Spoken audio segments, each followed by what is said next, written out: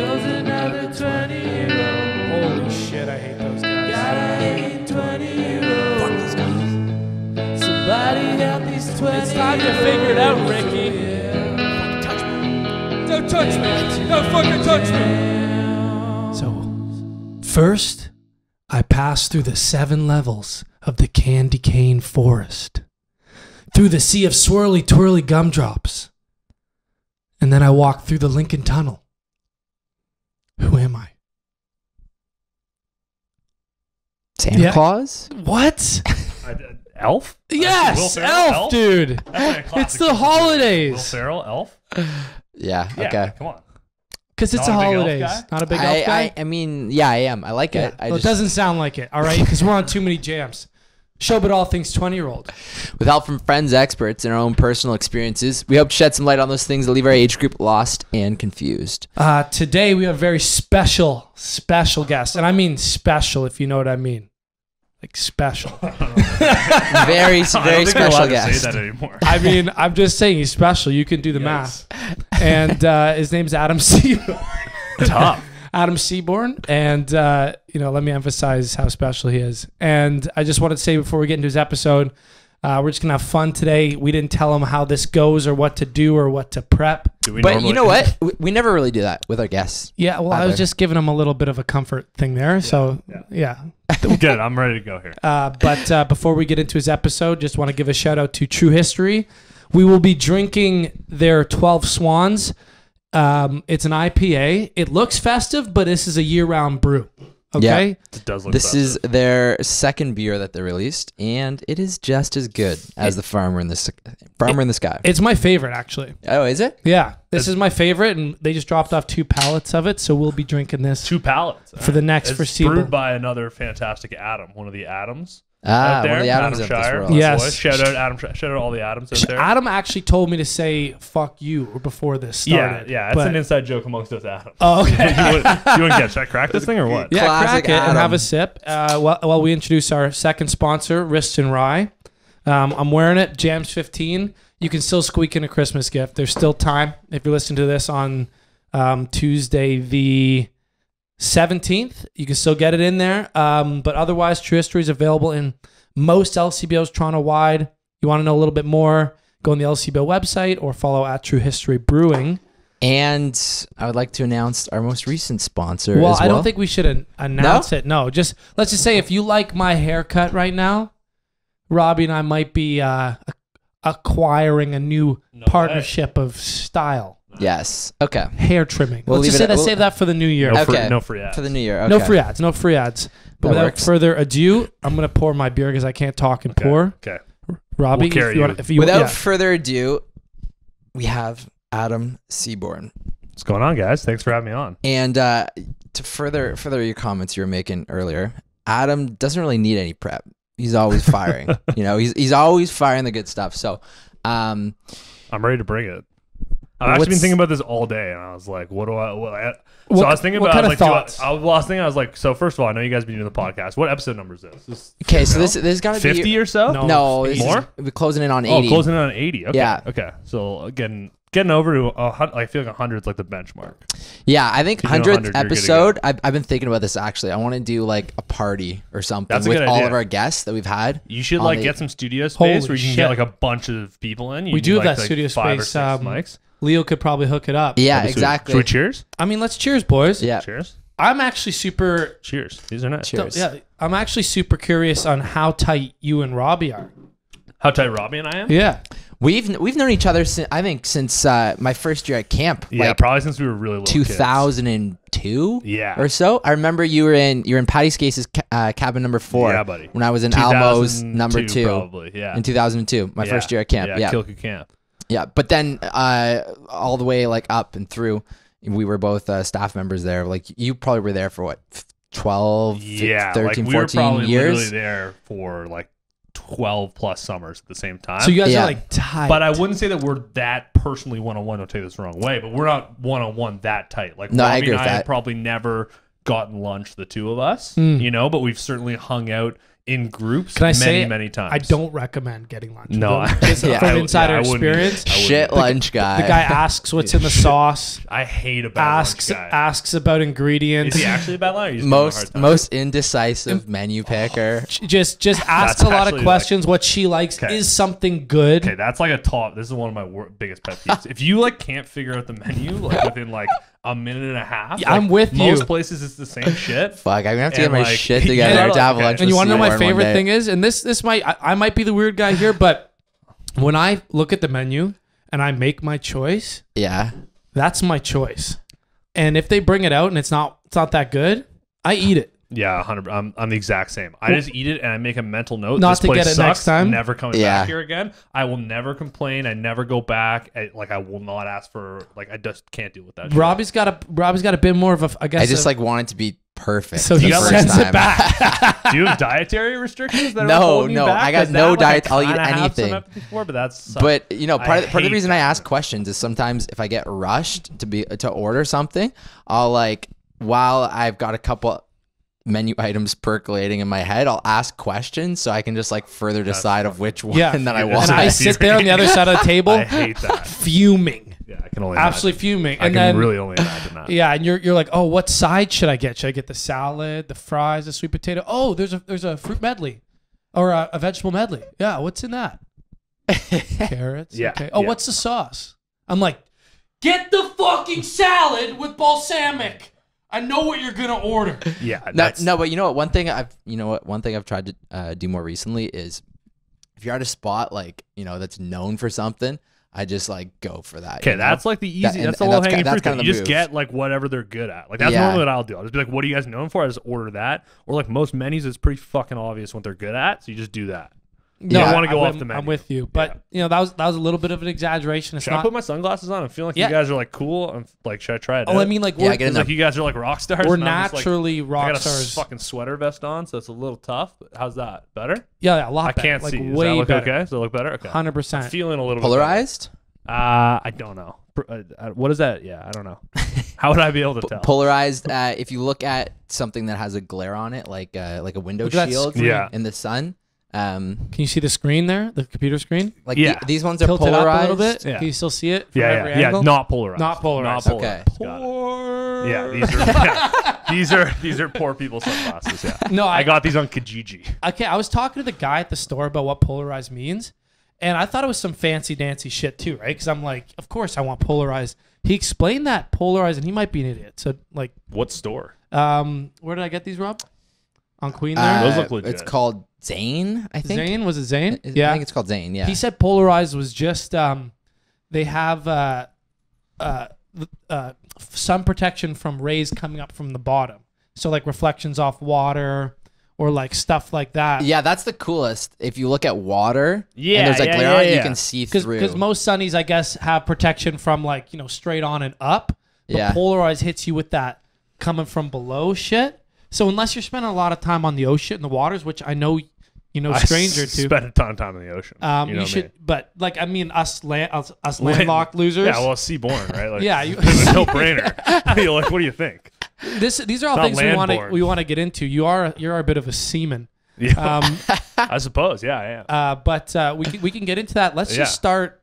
I wanted to know how well you guys know each other because it's cool that we are now probably spending a lot more time. Like you and me? Yeah, Yeah. than well, you guys have probably known each other for quite a while too, right? Through the private school. 4 years or so. But weirdly, just through hockey, although we have a lot of mutual friends, we kind of only know each other through Monday Night Hockey. Like you didn't cross I don't think paths we much crossed in paths high school. In high school, no. Yeah, but like I feel like we probably did without knowing it. You know what I What mean? high school did you go to? UCC. But Oh, I just okay, feel yeah, like yeah. we probably did like between like because you worked at Cleveland South Muskoka Yeah. at one point, right? Yeah. I just feel like between that and like between like Toronto and like all that kind of shit. Did we you know probably Sean in did. high school? A little bit, but not that well. I just knew him from York Mills hockey. But- Dave? yeah. Yeah. But like I didn't hang out with them that much till after high school. But again, like there's probably a couple times we crossed paths. Okay, so yeah, you went to UCC. Yeah. That's why we're playing on the same hockey team now. Yeah. A lot of mutual Monday friends. nights, no doubties. At no doubties on Instagram. It's right now dormant, but it's gonna get back active soon. Well, you were the one running it, so that's Yeah, but really then we lost like 10 games in a row. No, we So, lost like almost 14 or 15 we lost games. it was a lot of losses, and like the Dowdy's Instagram account was just so sad. Yeah, It was like tough effort tonight. night, another 3-2 loss. Like Close loss. 5-1 tough loss, good hard effort. So I had to shut it down. But okay, so high school was UCC, Yeah. and then you said you went to film school. I went to Queens and my major's in film. So Queens is like a film department. Yeah, I had film no and media idea. Studies. But Yeah. I always say, like, I went to Crescent, and coming out of Crescent, I mean, you would have been definitely the odd man out if you went into something creative. Not a lot of guys going to film school. Yeah, for sure. There's a lot of bankers, a lot of guys going to commerce or Western Ivy or going to like an Ivy League school and doing like a proper degree. Not a lot of guys going into film school. It was whack that I went into aviation. Like, that was Yeah. like, they're like, ooh, this guy's going to be a little, outside the box. And there. how did that worked out? Well, I mean, I'm not a pilot, but I finished. Not yet. And you finished film school? Could you fly? Yeah, I'm a commercial pilot license. Yeah, I finished film school. So what did you want to Graduated from film do? So with okay, so film, then? I'll dial it back. So at UCC, there was at the time, there is now, but there was no film like program. There was no film class. Like, a lot of high schools have a film class. UCC didn't because they had like this bullshit with the IB, but they had like theater and drama. So I always like doing that stuff, like from like camp and stuff, doing like Totally. skits and stupid Big shit skit like guy. that. Yeah, Oh, yeah, big I could skit see it, guy. man. But like anyway, so I did all that stuff, and I didn't really know what I wanted to do, but I was pretty sure I didn't want to just go and do like business school and then go work on Bay Street and like be like an analyst in investment banking and like get fucked in the ass at like 100 hours a week and then like just like hate my life. So You're I was like, alienating okay. a lot of our listeners. I right know, now. I know a lot, and most of my friends. Yeah, all. So yeah, most of 90%. all of our friends. Anyways, so I was like, yeah, I don't really want to do that. What else can I do? And then at Queens, I really like the film program. I like kind of come by it honestly. Like some people in my family that work in the film industry, so I had like some exposure that this is like an actual career and there's like an industry. What's in the Toronto. family connection? So I always call them my aunt and uncle, but they're really Family my friends? mom's cousin. Oh, okay. So it's like my cousin's second removed or whatever. Yeah. So it's like my parents' generation, but younger and cousins. Anyways, I always get twisted too. Yeah, it doesn't you know matter. Anyway, so they work in the film industry in Canada, like they're directors and film producers. So I kind of like knew as a kid that was like a job you could theoretically have. Now, I don't do really anything in film now. I kind of just work in media and advertising, but I went to film school and like was very much intending to work in that space when I graduated. And then, yeah. So all through school, you're like, yeah, film school. But were you doing like projects in film school? Like, did you ever make movies? Did you ever do shit like that? I made like, so it was weird. Like Queens Film School is like not like a full on, it's like a split between like a practical film school where you're just like given a camera and some lights and told to like go make stuff, and like a theoretic film school where you are just told to write papers about movies. It's like half and half, right? Gotcha, yeah. So I was always a little bit more interested in like the theoretical side as opposed to the practical side. But yeah, I made films in school. Me and this guy Pierre, we made a comedy that actually won an award when I was in third year for like No way. the short film comedy festival. It's buried somewhere on the internet now because I'm very embarrassed by it. Were you starring in it as well? No, it was no, but I like wrote it with Pierre. Shout out Pierre. How long was it is, I think it's 10 minutes. Yeah. So like we did that, and then when I graduated from film school, most of the guys at Queens, like a lot of them wanted to work in the industry. I got a PA gig, so a production assistant on film set, which essentially means like you're the bitch on the film set. Yeah, like I you go remember you out- talking about this. You were doing this with like Sportsnet or something. So right? I actually go back. So I did an internship with Bell Media when I was still in school for credit. Biggest boondoggle of all time. You just get to work there for like 3 months and then they give you a credit. Incredible. And they don't pay you, but still pretty good deal. Anyway, so I did that, and then when I graduated, I wanted to work back at Bell Media in like the development department, which like pitches new projects. Didn't get a job there. Really needed a job. I was like living at my parents' house. I literally emailed.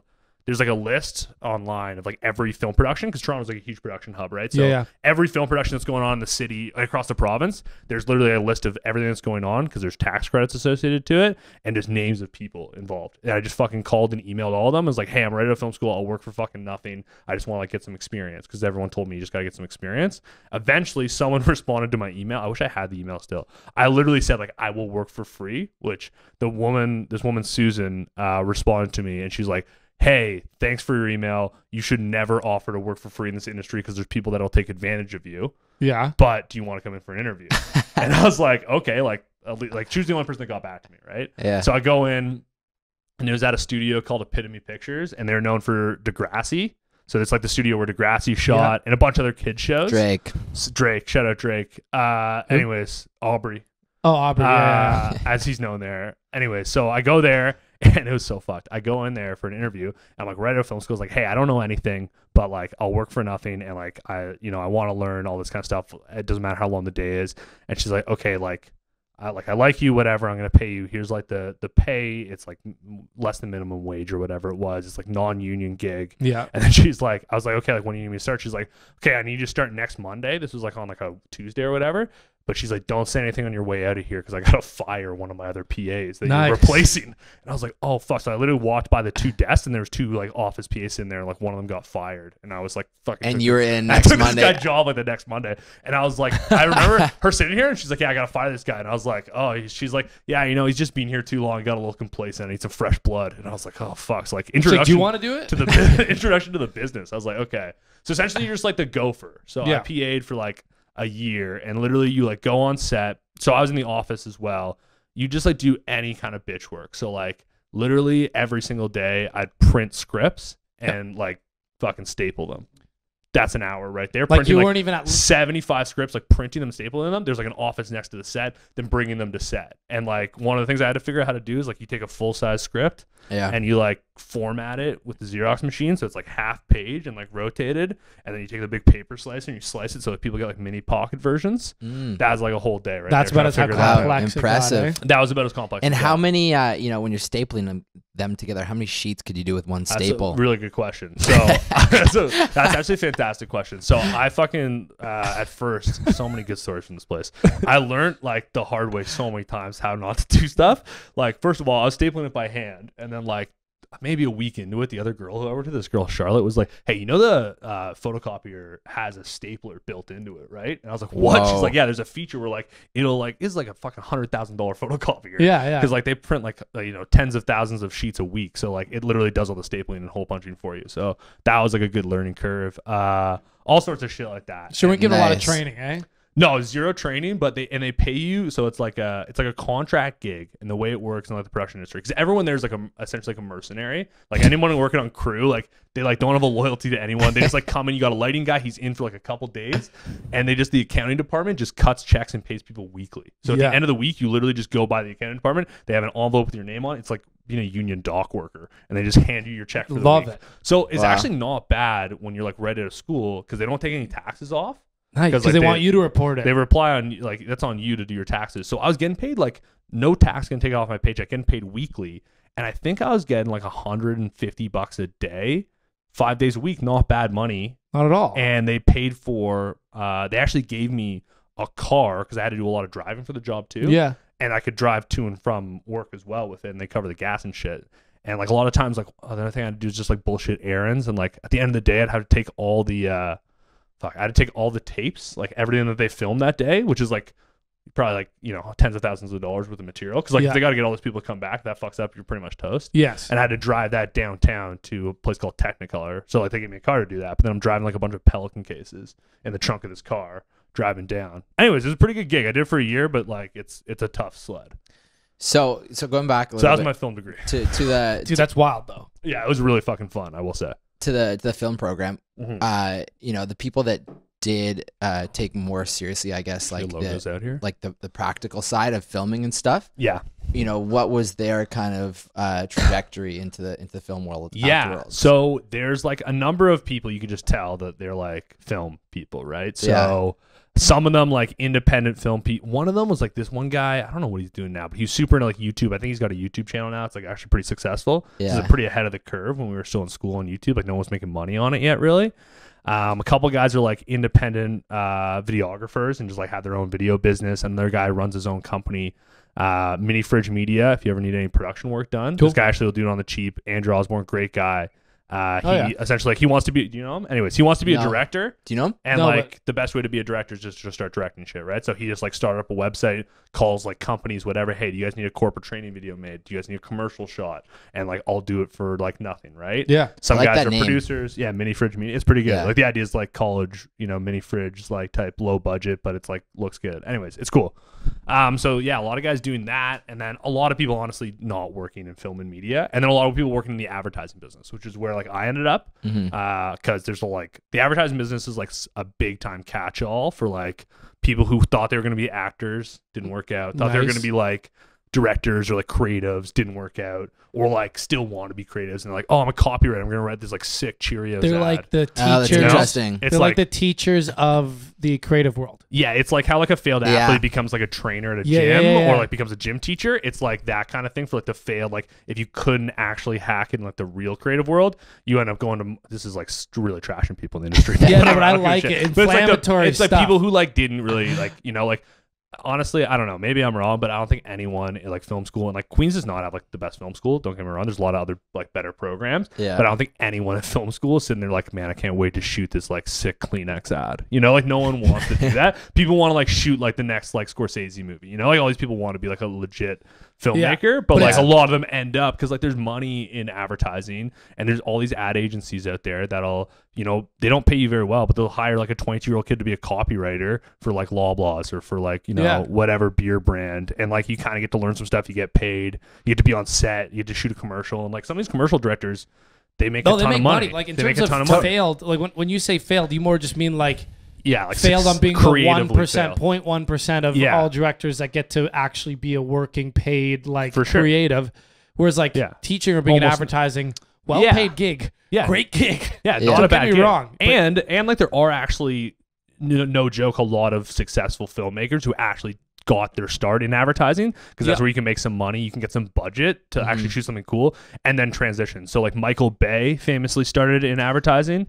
Yeah. I don't know if you like Oh, necessarily Mike- want to be Spe- Michael Bay. Spe- Shout out Transformers, but Speaking of Michael Bay, Yeah. I watched that movie Six on the weekend. Underground? Yeah, what'd you think of it? okay. It was pretty I ridiculous. got a lot of thoughts on Michael Bay. Okay, I want to hear Okay, them. so I like Michael Bay. I think Okay. Michael Bay kind of was, at least for a long time, not so much recently, but for a long time was like kind of like the Nickelback of filmmakers. 100%. Where it was That's a like great really popular analogy, to yeah. make fun of Michael Bay. It was like, oh, what is a Michael Bay movie? Like all the late night shows to make fun of it. Like every shot's like a crane shot and like a shot of someone's ass and like everything's like really, really sexualized.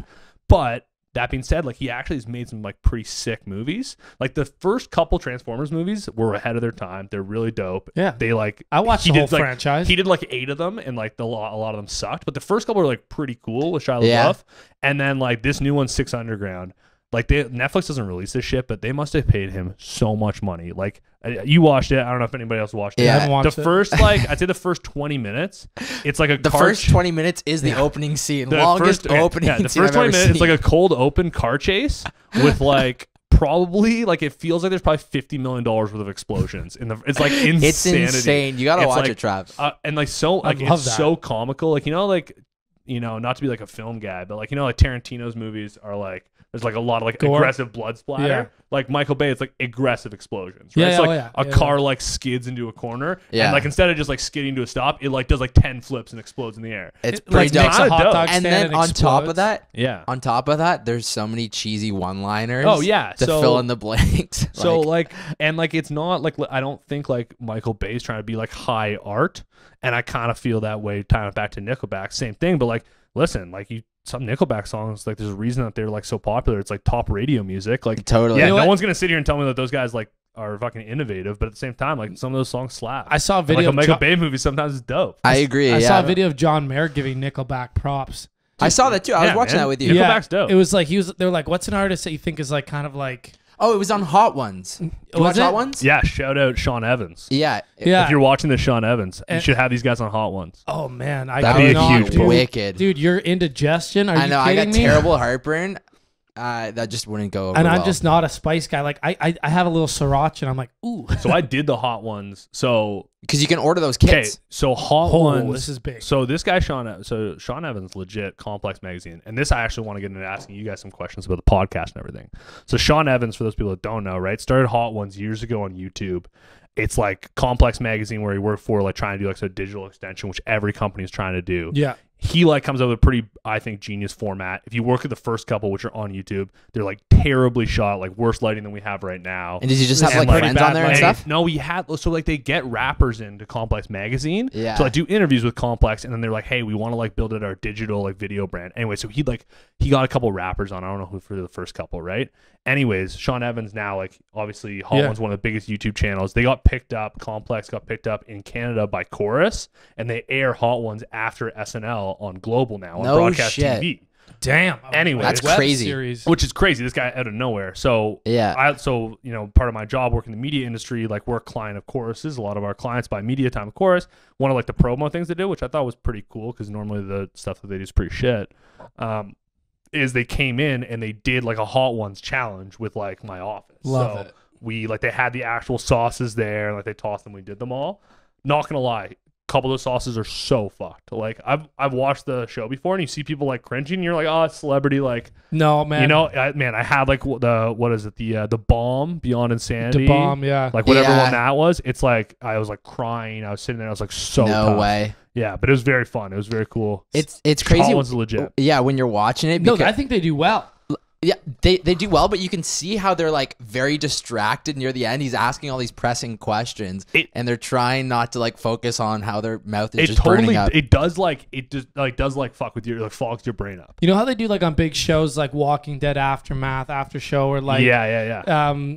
Game of Thrones after show, whatever. Yeah. Like I'd love to do a Hot Ones after show and just like Just like be like hear about like how was the shit? Like is so your they- butthole on fire? So I like follow Sean Evans on like Twitter and shit like that, and I don't remember who it was, but they're saying one of the celebs like I guess he was like putting it on the website or whatever, talking about it after show. He's like the guy like lay on the couch for like 45 minutes in their green room, like, Yeah. just writhing in pain, and then was like passed out for a bit. Like they're like, I would love to see that. that Just, would like, be a- me. I want to see. Yeah. I want to see what happens after. I want Yeah. a camera crew to follow them for the for next sure. hour. Yeah.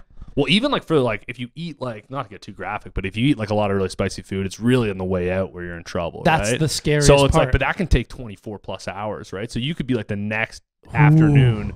This guy's in another interview. He's like, I gotta go take a crunch, and it comes out spicy. Yeah, so I mean that's another thing that I was talking about with my cousins that You know? when we were watching Let me tell it, you, it happened to me. That's what I'm trying to tell you. is Sean Evans' tolerance. Like this guy is banging out these interviews, you know, and he's, I think you build up a tolerance of sorts. I think you must. Yeah, he said. I saw him say in one episode he did go to like the doctor to make sure everything was good. Also, if you're like a career like you're interviewing like I don't know like Seth Rogen or something, and you're just like some guy from Complex, and you're like my whole career is like you got to tough out those wings. Yeah. You know, Yeah. like you just like if you know what I mean. Like if I had that 100%. opportunity, like you're trying to make it in the biz, like you do whatever you got to do. I one day when John Famous is pumping up and we get on Hot Ones, Yeah. you'll see how much of a little baby back biatch I am with spices. I mean, hot wings. When I go to a restaurant and my friends get medium at Duff's, I think is spicy. Yeah, Duff's. If is you know good, though. Duff's, Yeah, I love medium at Duff's. medium at Duff's, I find spicy. Are you a spicy guy? Yeah, I love spicy Yeah. food. Yeah, I which you wouldn't think looking at me. Because You know what, I like, think gotta, that- yeah, I look very like I like mayo is too hot for me. Yeah, oh, that Like, mayo is. I when look like the get, kind of guy who thinks like pepper's I get hot. sriracha mayo and I'm like, Yeah. ooh. yeah. No, I Ooh, a love little spicy kick food. to that. I like put sriracha on Yeah. everything like to a fault, to be honest. No. Yeah. I gotta burn away. I gotta maybe smoke like 10 packs of cigarettes in a day or something. Yeah, Really sure. melt that tongue That's down. that's delicious. Is that I've never, That's how. Yeah, Does that melt your tongue down? I think Darts? so. no, you lose taste You lose taste I buds. guess That's why. that's true. That's why Right, right, smokers right, put right. hot sauce and everything. or Right. salt. So They if I like was going more on Hot salts. Ones, I would start smoking. Oh, that makes. I'm a cigarettes. non-smoker. That makes sense. Okay. If I was going on Hot Ones, I knew like a month or two out, I'd pick Yeah. up a pack a day habit, Yeah. ride that in there, and then we'll see how it goes. But this is funny. Let's reel it back to the story. Okay. though. Yeah. You're doing PAing for you like it. I feel like 'Kay, some so- sick part okay. of you liked it. So sick part of me light like a little sadistically. Okay, so listen, it's like cool to be behind the scenes on a film set. So first of all, you go to film school and they like teach you all this shit, and then like a week into being a PA, you're like, wow, would have been helpful for them to teach me like any of this crap that actually matters. Yeah, like yeah, I yeah. don't know what the fuck a gaffer is. Like Yeah. I don't know what you know what I mean. Like I don't actually It's know what to do. insane, eh? And How people, we go to these ass- yeah, I know. programs. He's You the I guy spent all this money. Yeah. that keeps the dick hard for the set. That is Yeah. a fluffer, but close. Oh yeah. I was Sorry. not on those kind of sets. Oh, I okay. can't honestly like a sick part of me wishes that I did like. I would 'cause do what a porn story, sets right? for sure. Anyway, so like you don't learn anything, but I kind of did like it, and like I was in and out of work. So like I worked in the last season in The Office.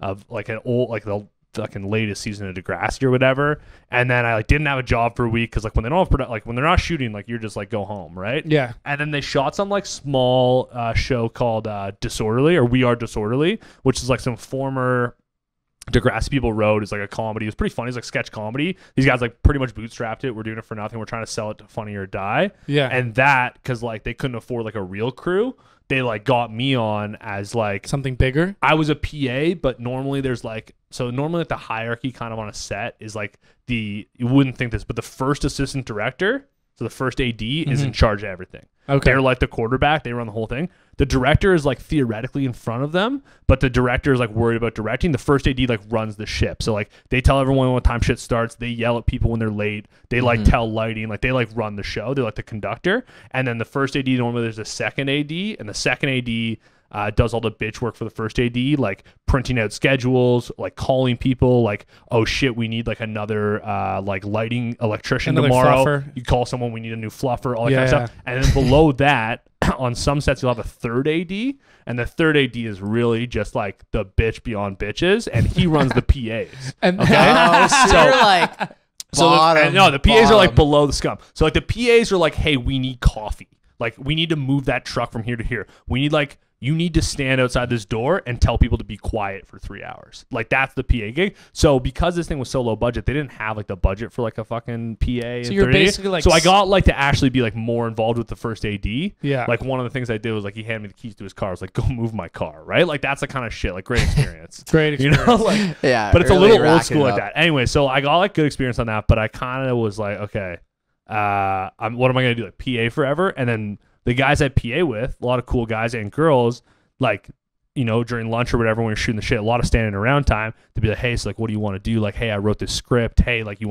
we should work on this project. I'm trying to get this thing, all this kind of shit. And I was like, I haven't written anything. I do not want to direct anything. Like, I don't know what the fuck I'm doing here. They're like, oh, you don't want to like be a director? I was like, not at all. They're like, okay, like you shouldn't, like, what are you doing here then? I was like, I don't know, man. I just went to film school. Yeah. I don't know. I just try to figure it out. Just told to show up. Yeah, so after like a year of that, I was like, okay, I got to get like a sales gig. I want to work in like the industry side, and everyone's like, oh, you got to get a sales gig, right? Like no one's gonna take you seriously. Sales for TV? No, well, I wanted to do that, right? I wanted to do like sales for like the television Like Netflix industry and Yeah. or stuff. whatever, but like they don't really like hand those jobs out. Yeah. So I got actually a gig working for an insurance company in sales, which is like real left turn. Yeah, big And swerve. at the time was like a weird swerve, but also I was like, I don't know, like if I'm going to do, I don't know why I did it, to be honest. Like now I would never have done that. But at the moment I was like, they're going to pay me a salary. So I didn't have like, I don't need to deal with this like bullshit day in, day out. I'm going to work like 9 to 5, Monday to Friday. And like, I probably have like a year of runway where they're going to train me, give me some sales training, et cetera, et cetera. And then maybe like I'll go back to school. I was like, oh, maybe I'll like do whatever. But like, this will be good experience. Always thinking I wanted to work in the media biz.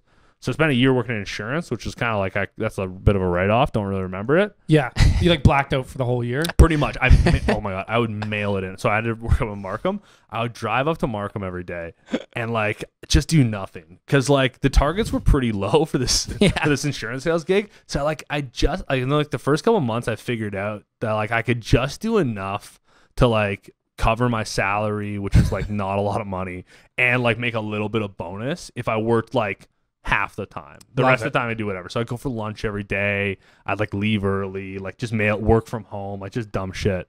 And I was like living with buddies at the time. So like, it's just like, I didn't really care about the job, all the while being like, I got to get out of this. I got to get back into the media business. Cause that's what I wanted to do. So I was like applying for jobs in the media business, ended up getting a job back at Bell Media where I'd done my internship after a year of doing that.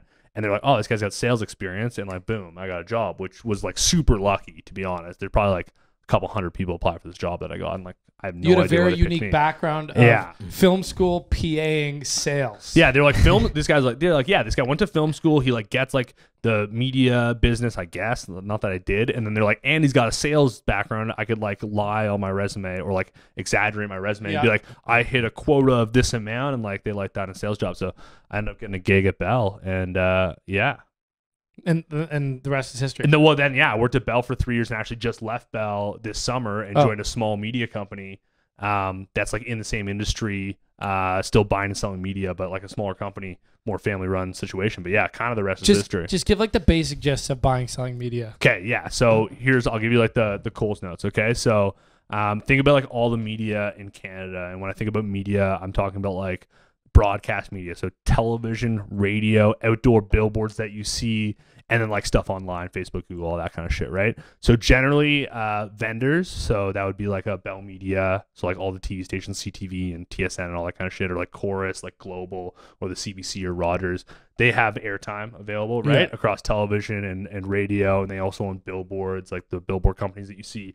They're just trying to sell that. Now some of that they sell directly to clients. They'd sell to like you know, whatever company, fucking, I don't know, like Labatt's, right? Would buy like a certain amount of dollars of that. But for the most part, those big companies like aren't sophisticated enough to buy that stuff. So they employ like a media agency to buy it. And the media agency is kind of like the brokerage business between the airtime and the brands. So like I'm an agency, my client's Tim Hortons. Tim Hortons says, hey, I got $50 million this year to spend on advertising. You go fucking spend it for me. And then me as the agency, I go in there and I call Rogers and Chorus and I say, hey, I got $50 million. What can you guys offer me? And they'll be like, oh, I got spots in the Leaf game. I got spots in like this new show on CTV. I got all this kind of shit. Yeah. All these negotiations happen, and then that's kind of the business. So I was selling airtime to agencies at Bell Media. Now you're buying? And now I'm buying it on behalf of clients at a small agency. So is this as cool as I'm making it out in my mind? No, not at all. It's you know what? Sounds cool. It sounds cool as shit. Yeah, my first gig at Bell was like, it was cool because you're like, oh shit, like I'm selling like advertising time. Like that's like how, like, I don't know. In the past, I think most people are like, I don't know how that works. Like that sounds kind of cool. And like, I think a lot of people probably hear like, oh, Super Bowl ad costs like $5 million. That's most people's like, that's what they know about advertising. And they know like advertising is big business, television advertising is big business, et cetera, et cetera, et cetera. Yeah. It was definitely very cool when I first started. I think now I like, it's kind of like anything where if like once you peel back the first layer of it and you learn a little bit about it, you're like, oh, this is like not as sophisticated or as like cool, and like these are just like kind of regular people who do this job. That being said, it is like still somewhat interesting because the product that I'm buying and selling, like the mass of people engage with, right? Like, so like if I buy a spot in the Leaf game, when everyone's watching the Leaf game, I can be like, oh, that's my client, right? Yeah. And like that's kind of cool. Whereas like if you're selling like insurance or you're selling like fucking bonds and stocks and all that kind of stuff, people like don't really have any engagement to it. So to that part of it, it's definitely cool. It's like a B2B sales job, like business to business. Yeah, but does that mean there's a lot of going out greasing up a couple clients? There's definitely a good amount. So I always hear, I think this is true for fucking everyone our age, you always hear about like the good old days. Like I used to hear about the good old days. Yeah, they'd be like, it's not like it used to be back in like the CTV good old days. So I was like, what does that mean? They're like, oh man, like our Christmas party they spent $1 million on one year, and they had these like girls riding around on horses with no tops on. And I'm like, that cannot be true. But I think it was also. It also can be. They're like, yeah, we used to take a private jet to the Super Bowl, and people were doing coke in the bathroom. I'm like, what year was this? But I think that actually was the case. Well, you see, Mad Men, right? Like anything advertising used to be dope for sure. So like, there's like the Mad Men, like kind of like advertising used to be. I think like a bit of a Wild West, kind of dope, because like it is a little bit like there's a lot of, and I've heard, I think it still is kind of, so it's still, I think, more than other industries. There's a lot, so there's a lot of like going out. Again, it's like tailed off compared to what it used to be, I think, even since I've been in the business like 4 or 5 years. But people like to go out. There's like a lot of going to Leaf games and like going for lunches and like beers on the company, which is great. And like, which is your bread and fucking butter. It's my wheelhouse, I think. I think like going to the Leaf game and having a beer is something I would put on my resume. Like I'd endorse you on LinkedIn for that if you could. It's weird. I would like to be able to sell myself and being able, because that is like an important part of the job. Weirdly, like for sure. If you like, you're a client. So like I'm a client of like Bell's, right, and Courses, because we spend a lot of money with those brands. The like reps there have a budget to take out their clients, and like they want to have a good time too, but they kind of can't have a good time unless they're entertaining you. So there's a little like a wink, wink, nudge, nudge, like, hey, we're gonna go out tonight and like drink a shitload of beers, and like, because I'm entertaining you, but also it's like my night away from like the wife or the kids or whatever. So like we're just gonna have a blast, and like vice versa. We have clients that like. I take out. You would like take our clients, out Chorus and Bell. Yeah. Well, no, I would take out like our advertisers. Reverse. Yeah, so they Labatt, you would take out, and like Labatt's my client. Like I'm like the CMO of Labatt, or the VP of marketing of Labatt. Horton. I'm like, yeah, let's go fucking play a round of golf, like beers, whatever. And like a lot of the business does still happen around that, which is, again, it's a pretty good time. I can't complain about that. Would you? So I mean, with Chorus dealing with Hot Ones now. And that being one of your clients, would you have any, I mean, like you're obviously a fan of Sean Evans, would you have any sort of direct path to him, like Yeah, in terms so of talks or like whatever's not- happening? Sean Evans probably not. Like the thing about the Canadian media business is like it's so lame compared to the US, right? Yeah. Because like most of the content that we watch is just syndicated from the US, right? So we just pick up US shows and air them here. Now there is like definitely some like, celebrity like chasing that happens where people like want to like meet the like Canadian celebs, right? So like if you're like a big advertiser, you'll be like, oh, like we'll take you to like a shoot, like a airing or a taping of like The Social on CTV if like you care about seeing like Melissa Grello or whatever those girls are, like, oh, we'll take you to like the Marilyn Dennis show and shit. And, like some people do really like that stuff, like I'm not knocking on them, or like we'll take you to like a taping, like I've been on like the TSN set a bunch of times. That's like kind of cool. Like I've met like a bunch of the TSN guys. That's like, okay, that's kind of cool. Like as a client, they're like, oh, you can like come meet like James Duthie and Jeff O'Neill, or it's like, oh, like come like to whatever it is. There's a little bit of that for sure. And like the client like spends like $1 million in the Leaf game over the course of the year. Yeah. Like TSN's gonna be like, yeah, come on down and do whatever, right? Any like Leaf access?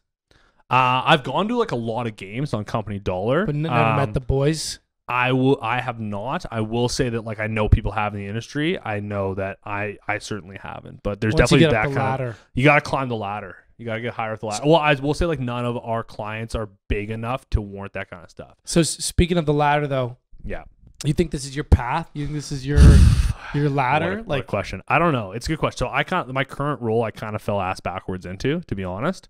So I had like a pretty junior sales role at Bell, like plugging along, doing fine. Like had like some like agency clients I worked on, but like it was nothing like super special. And then this agency that called me. We got like connected through a recruiter or whatever, and they're like, hey, we're hiring someone in like a more senior role. Would you be interested? And I was like, well, yeah, of course. Like, what do I have to lose? End up meeting with them, and like, the agency I work for it's a smaller agency. They have a much smaller client base. None of our clients are like those big Canadian brands they're used to. We really like live in like a boutique space where our client mix is like a lot of really, really low end products that you're used to seeing on TV, and then some kind of higher end international or US tech products. So like to give you an example, like Trivago is a big client of ours, which is kind of our biggest. Sleep Country Canada, like those are like pretty big clients, right? ZipRecruiter, exactly. So those are clients. No free ads though. I don't really want to know. Yeah, like ZipRecruiter should be paying I'll edit for all this. this out. Yeah. But yeah, like we should all be getting paid on this. 100%. Well, you have the connections, man. But like we fucking buy or sell. I know. How many people listen to this? You tell me. Just make me an offer, buddy. Okay, we got about give me some download numbers. Lifetime listens on this we this do one a per episode. Inquiry deal. What's that mean? We'll do a per inquiry deal. So like a lot of those deals, like smaller podcasts or smaller radio and stuff like that, you just shout out the brand for free. And then if someone transacts based on this, we'll use like a unique promo code for you or a unique phone number or whatever it is, a unique URL. If someone transacts, then we pay you. But only if someone transacts. Otherwise, you're just send over the paperwork. Pissing in the wind. Yeah, but yeah, like, there's kind of no risk for anyone, right? There's no risk on the promo code, right? Because you guys got no airtime. Risk. I mean, all it does is devalue your airtime a little bit. So that's the challenge with doing too much per inquiry work. It's like, well, no one's going to pay just straight cash for it if they're used to getting it for free. But you guys are probably at the point where you're looking for anything you can get. we're at the moment. I don't know how much. You also don't want to piss off True History Brewing Co. I don't know how much they're paying. Yeah, for they're kind of our main sponsor. I assume they're paying 6-7 figures a year for the sponsorship. This is like an important brand integration. Yeah, I mean, like let's give another moment of airtime to True History because they pay us delicious. a lot. I'm talking like. You're right. There's nothing I like more than True History Brewing Co. Yeah, like several thousand pesos. All those times I said the bad earlier, you got to bleep it out and just put over like, big clients like True History Brewing Co. No, I mean where we're at right now with the podcast. First of all, I got a lot of questions for you guys. The podcast, are we done? No, we're not done on you. Okay. You never said if you want to do this. That's a good question. I have no idea. I was at like a Christmas party last night, and my cousin was there, and he's in third year university. And he's like, when did you know what you wanted to do? And I was like, man, I still have no fucking idea what I want to do. Like, I just like essentially get up every day and just keep doing stuff. Yeah. I think like for the most part, like honestly, like it sounds stupid, but like I think for the most part, what I like to do, I definitely sit down and reflect on it occasionally. And I think like what I like to do is generally I like being around like large groups of people. I think Robbie can attest to that. Like definitely, I generally am like a collaborative person. Like team person. So that's like an objective for me. And I'd say you fall more on the leadership side. Yeah, like I like things. And that's part of the reason I took the gig that I took at this smaller company, leaving Bell, because excuse me, because I had an opportunity to like have a leadership role, right? So like I like doing that stuff. Now that being said, like if tomorrow you told me like there's like a cool job, like working for like a fucking oil and gas company, I don't know, like maybe like I'm not like necessarily set on the film and media business. It's just like what I know. It's kind of where I am now, and like I have a lot of connections in the industry, and a lot of people would be like, that would be so stupid for you to leave. But at the same time, like I'm always looking for like a new challenge. I think a lot of the skills are transferable. Like when I'm really interested about it has like almost nothing to do with the actual like product, and a lot of it just has to do with like I like the business of it. I kind of like the sales element. I like the teamwork, all that kind of stuff. Is there any like small thing you do like hobby or passion wise that like maybe you do or you don't admit it as much, but you're like, you know what, if I were to do this for a living, like that would be dope? Or are you truly just, you get home from work and you just love to socialize, play puck, play golf? I think like if there was a way I could socialize professionally, yeah, I would do that. Like you and love like, being out and just I like being out. I like wine and dining, but I don't know. I like talking in front of people, which a lot of people hate. Like I don't mind doing a presentation in front of a group of people. Okay. I like shooting the shit with the guys. I like teamwork stuff. I kind of like all that stuff. I also I spend a lot of time at work, probably more than I should admit, like just consuming content. Like I really, really spend a lot of time. Like I listen to a ton of podcasts, and I have for like a pretty long time. Yeah. I'm embarrassed to say how much I spend on like Twitter and like Reddit and like looking at news. Like I consume. Would you manage like you pretty much? But like I don't know like what that does for me. But I do. I think it's like I don't know. Is that a job? It grows your it grows your cultural knowledge. Yeah, like I just like learning stuff. I don't know if there's a way you can like make a living out of doing that, but like I like that kind of shit. I got you. So like the same reason you started up like the social media for our hockey team, just for shits. Like if there was some job where you had to be on interacting with social media in a team setting where you had a group of people working together on it, and it involved giving speeches, socializing, and selling that knowledge. Yeah. Then I think that could exist. Yeah, like that kind of does exist. I think what I've like thought about is there's guys that work either like in consulting or work even in the media space. But not consulting, because you'd be doing it. I know, but their whole gig is essentially like the top of the funnel biz development stuff, which is essentially you go meet with a group of people you've never met with, you like talk about an idea, you present an idea, and then like the executional stuff happens later. I'd say like that's definitely my skill set. I'm like not a bad execution guy, but like that's definitely not what I'm great at. There's people that are a lot better at that. That's why like my job right now is business development for my agency. So while I am buying media on behalf of clients, really my job is to like go meet a new client, convince them to work with us, and then the rest happens. Like that's like I'm more of like an open the door, like big picture kind of guy. Yeah. And if there was an industry where I could just do like the top percent of that, I think a lot of people want to do that, but that'd be like the dream. But sorry. Yeah, go ahead. No, I was just gonna say, that question of something that you would want to do, like more specialized. Yeah, in sort of the category of film. Yeah. What do you see as like an ideal job in maybe the film industry? Yeah. I think it's a good question. There's like a lot of the one thing that I think I find the most interesting about our job right now is like there's a lot of disruption. So the way that like a lot of people consume media has dramatically changed. Obviously, like we're sitting here. First of all, we're producing a podcast, which I think like would be crazy for someone to have suggested even 5 years ago. There were very few podcasts. Now it's really hit like a fever pitch. You guys essentially, as like musicians, are able to self-publish everything on Spotify and Apple Music.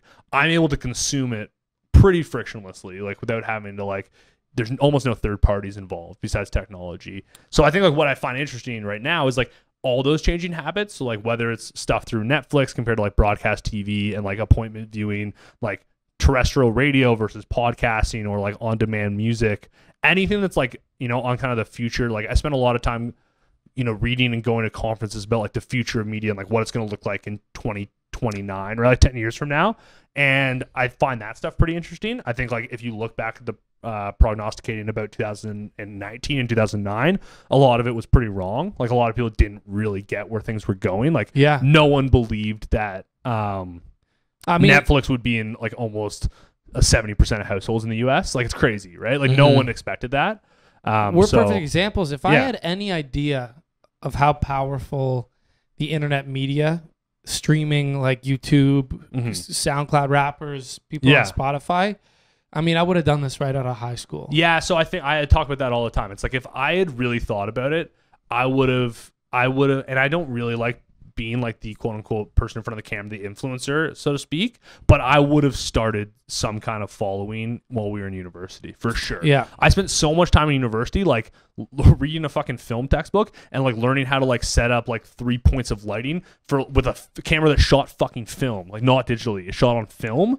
And like, if I just scrapped all of that and started a YouTube channel, I would have learned so much more. It would have been way more in line with what's going on right now. Like a lot of the skills that like I was taught to learn and like the analog stage are like useless. I'm sure you guys feel that way too. Although like kudos to you guys. Even like how long ago did you start this podcast? Like a year? Like no, 2 years ago. We're on 2 years. Coming on so a 2 you guys year are like ahead of anniversary. the curve now. Like I honestly think you guys are ahead of the curve on that. And I think from like a publishing standpoint, there's just going to be more democratization of it, right? Like everything is like that. Like I can reach like pretty much anyone worldwide, like through Instagram or LinkedIn or Twitter, if like you got a good idea or you got something interesting to say. Where like that wasn't the case like a couple years ago. Yeah, completely unrelated. But Yeah, give me a sidebar. I got really serious. Yes, quit being so serious. Have you seen that commercial where it's the guy and the girl, they're out on a date and the guy's got the warped V-neck? Oh yeah, it's half washed. Come on, tell me Dude, this. dude, I actually look at this. No free ads, but shout out. I wish I knew what You don't like brand- my waffle I think collar? it's This fuck. collar is exactly. So out of that I don't remember commercial. which brand it is, but yo, this is half washed. I mean, Yeah. I just pulled this out. I just pulled this out of the washer That is very half washed. or out of the dryer. I mean, Yeah. Fuck, I know the ad. It's a great one. I So the forget- other I thing, forget okay, too. so I will well, first say of all, like, fuck you guys, but let's get back okay, to it. I will say I actually have always kind of loved like.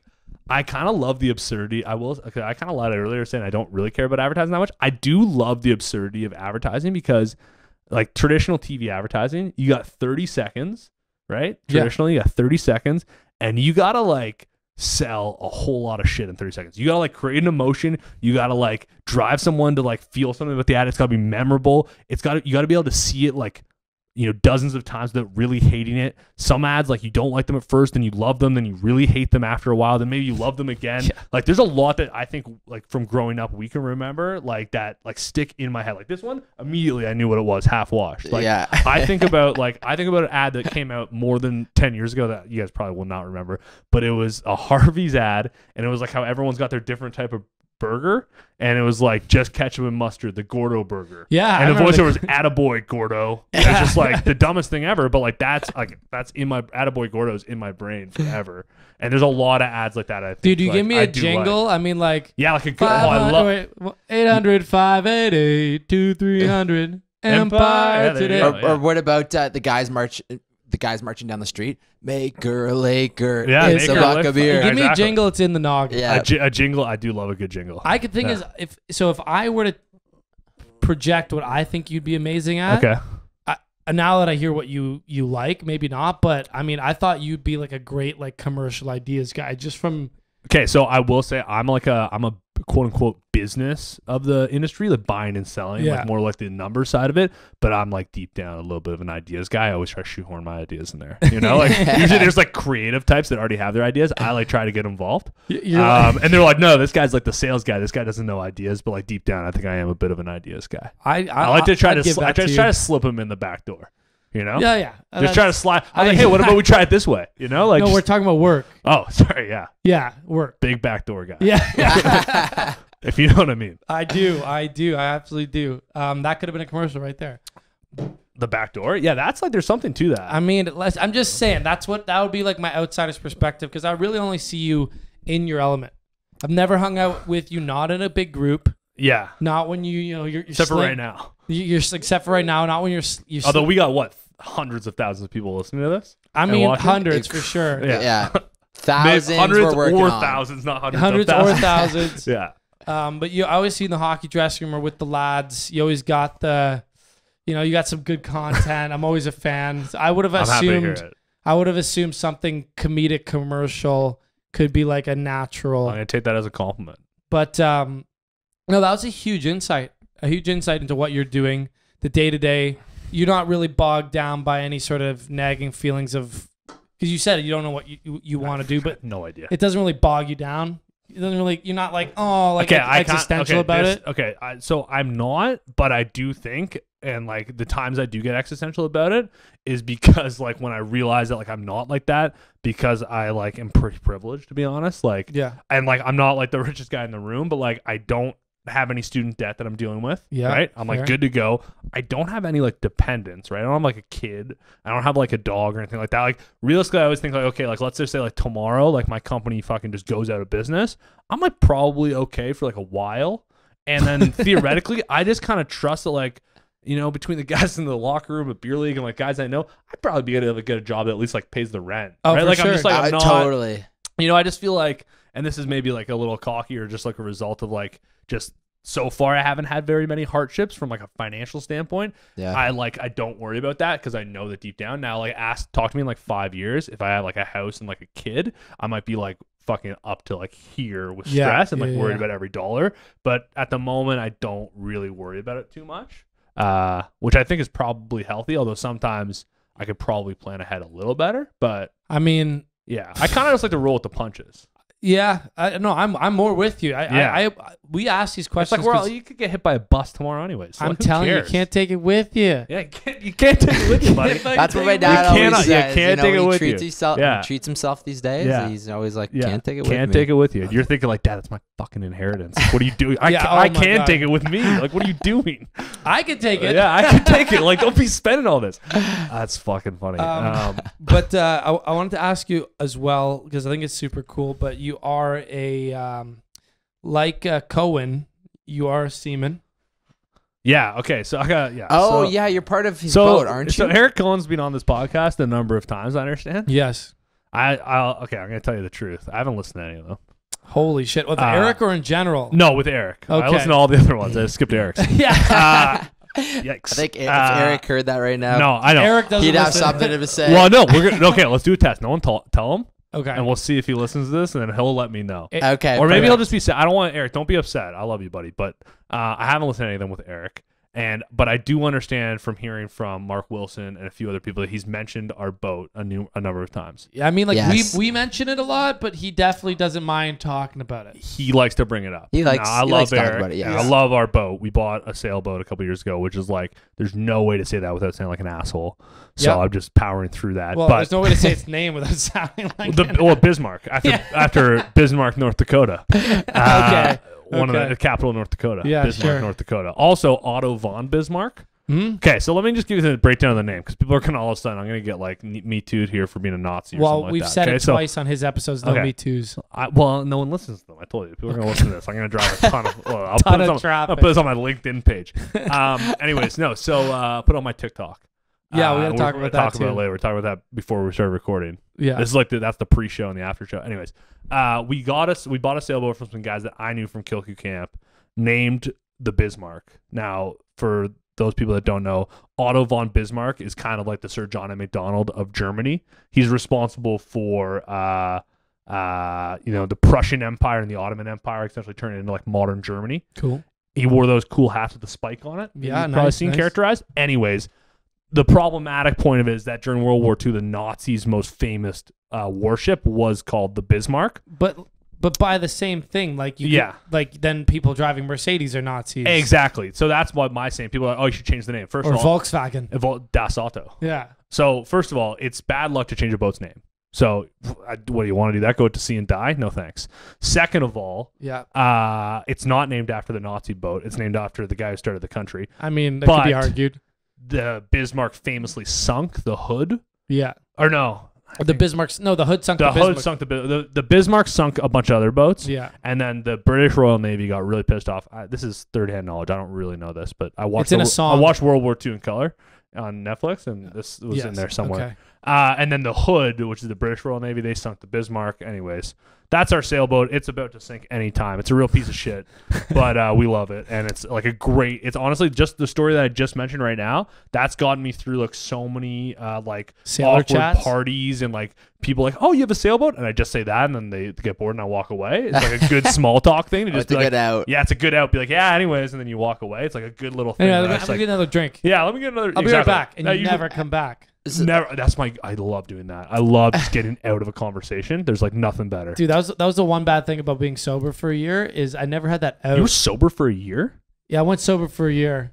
Really? Yeah. When? And I mean, It's that impressive. no, this was like 2 years ago, maybe. No way. I didn't know that. But Wait, before you get into that, I just want to mention wasn't gonna get into on it. Cohen's episodes, talking about the boat, we've also mentioned how we're going to do an episode on Yes. the boat. That's a great idea. moving forward, maybe like Go next summer or hashtag something. below deck. And we'll have to go You the know what 4 I of mean? us. Yeah, exactly. International waters, there's no rules out there. We like to say that like once you're like, you know, half a kilometer offshore from like Ontario, international waters, boys, no rules out here. I mean, You're halfway between the U.S. and Canada. There's no rules out. Maritime laws in effect. I mean, like I don't know what that. you guys Yeah. get up to out there, but like I can only It's, assume. Yeah, you what know kind of what? We wild essentially shit's we have happening? like 3 to 4 beers, and that's about it. It's not that fun. Wild. Yeah, Whoa. a couple ladies, if you know what I mean, our girlfriends. It's pretty fun. For our longtime girlfriends, it's a pretty good time. So Yeah. it's an enjoyable experience all around. You know, you're Life? No, well, yeah. Take it or leave it. I don't know. Life, like you're not thinking about jumping off the side of the bit. No, I do think about jumping outside of the business often, or a building, whatever. I like send it. Why not? You know what? I mean, you probably do. And Cohen was also telling us about how he almost hit his head doing a backflip. did hit his head. he hit his He head did his hard. head, I wasn't there, but it was bad, man. Cohen's got to be careful. He's got a back concussion from that for sure. No, he said he's healing up all right. You know what? Shout out Cohen. Low key, very smart. I think he's like a high, He is kinda very high smart. key. Like he's No, well, I mean, okay. like he's like This is backhand call. I love Cohen, but I think like when you chat with him, you assume he's just like one of the guys. He's like kind of goofy. Yeah, like, Cohen's okay, like a I bit of a can see goofy that. guy. I He's can a see guy's guy, but then like low key, like very book smart, intelligent, which I was Totally. surprised well, by. the thing is, I met him just purely podcast 1-to-1. So he started talking on the podcast. I was like, oh, he's a smart guy. But like, you guys probably saw him like butt funnel something once or something. Yeah, You know like what I I've mean? seen him. Yeah, I've seen him like. Well, You we don't have to say We don't it, need to but- out. You don't need to out him. I But I just think you say- know what I'm talking about on the waterfront overnight. Oh, yeah, where he was framed though. Yeah, That's I remember. not. Yes. That's not as. You can tell me we after don't the need to bring pod. that up. You can tell Yeah, me I'll after tell the you off pod. air. We'll save that But- for Yeah, later. I But don't- I was yeah. no, I was gonna say like all in all, owning a sailboat you think is a rewarding experience. Yeah, it's pretty you get hilarious. your use. Yeah, so like and I don't know why. So let me ask you this, and I'll give you an answer. Yeah. What do you think brings people to the podcast besides your guys' great personality? Because I think like I have listened to some of them. I think a lot of them are like a retrospective on like the millennial experience in Toronto. If like to sound a little bit highfalutin about it, but Yeah. like. Do you think people I like the are way looking it for was like phrased. yeah? Are people like looking for Yeah. like advice? Are people just looking to get different perspectives of like what other people do with their lives? You're talking about the listeners, not us. The listeners, what do you? Yeah, like what's like what do you think people listen to? Well, I mean, if they're anything like us, Mm-hmm. I'm asking questions for my own personal Yeah. reasons. Like I want to know what you think about stuff. Yeah, I want to know why people do the things they do, why they chose their careers, how Yeah. they did it. Are they happy? Are they sad? yeah, And like, I mean, a part of me does want there to be more humor, because I think really, we're having a couple laughs. I know, but like, I mean, I would love to do just a complete, Is there another 12 Swans we can have? absolutely. Yeah. Yeah, I'll like, go you guys craft already it. finished yours. Would you But like I- another? Yeah, let's do it. But I'll I get mean, it. like sometimes I don't. We gotta play I don't, hockey I don't like to tonight. multitask. Like I want to ask my questions and Yeah. then in a separate episode like get wasted and like shoot the shit and I don't think we do enough We of. can do both. I mean, We're gonna have our cake and eat it too. you know, let's get another Swans. Yeah, in we're this. gonna get another 12 Swans. Brought this episode is brought to you by True History Brewing Co. The new Yes. 12 Swans Pale Ale. Get fucked up. True history. This is True History Brewing Co.'s 12 Swans Pale Ale, available in LCBOs and beer stores across Not beer this stores, great yeah, across coming soon to beer stores across this great province. But so I think I'm 12 Swans. I'm thinking that the listener, if they're anything like us, gets a little something out of hearing people that they either know or know of or have some Yeah. sort of realistic connection to talk about their opinions on some of the stuff that they're thinking about. Well, you know what's funny is that like realistically, you and I, and even you and I, would never have a conversation this long and uninterrupted outside of this scenario. No, it's true. Right? And Right, so it's a good opportunity for you Absolutely. to actually ask me questions that otherwise I'd be like, dude, what the, like, I wouldn't be like, dude, what the fuck? But some people might. Like, it would be weird if in the locker room you were like, so how do you feel about if I was like- asking questions like this It'd in be the weird. locker room, It'd you'd be like, yo, Trav's got a lot of fucking I'd be like, questions. dude, like, I get this guy's in a band, he's cool and shit, but like, shut up. Like, I don't care. Like, fuck off. but I also this is my escape. I need this. But like because it's recorded, it has this different feel of Yeah. like we're doing something somewhat productive and there's a meaning to it. It does and feel more productive. because people are going to listen to this. Yeah.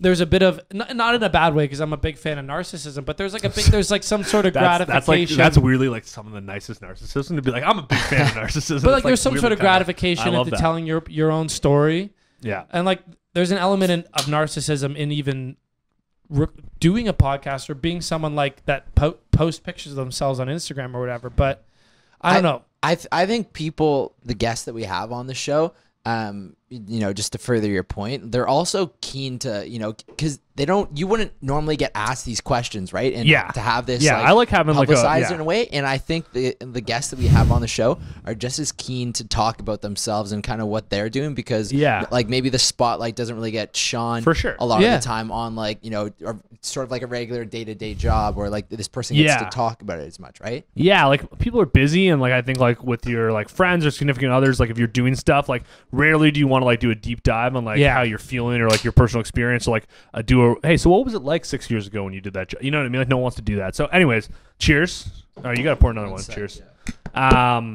So are we done the portion where you guys ask me questions? Can I cross-examine you now? Yeah. Okay, finally. Okay, first of all, so welcome to the podcast. Yeah, you brought an advent calendar. I brought you guys a gift, because first of all, you can't go anywhere without a gift. You were the first guest that brought a gift. Yeah. Well, okay, so we appreciate that. Those people are all pigeons. So you gotta bring a gift. Now, let me be 100% clear. Are we still recording? Or are you guys turning it off now? Yeah, no, we're still Robbie's just recording. like, okay, fuck this guy now. He's asking questions. Okay, so this I got. Okay, so don't give me too much credit. I got it for free. Nice. One of the things that's great about my job is I get a lot of free shit comes into my door from various people. So this is from your tax dollars paid for this. The Canadian Broadcasting Corporation. Shout out CBC. Sizzles. Shout out Jerry D. Family Feud Canada airs tonight for the premiere. Is Monday night or Tuesday? Oh, night? it's going to be on every night this week, but the premiere is Monday tonight. So tomorrow you will have seen it. The ratings were probably terrible.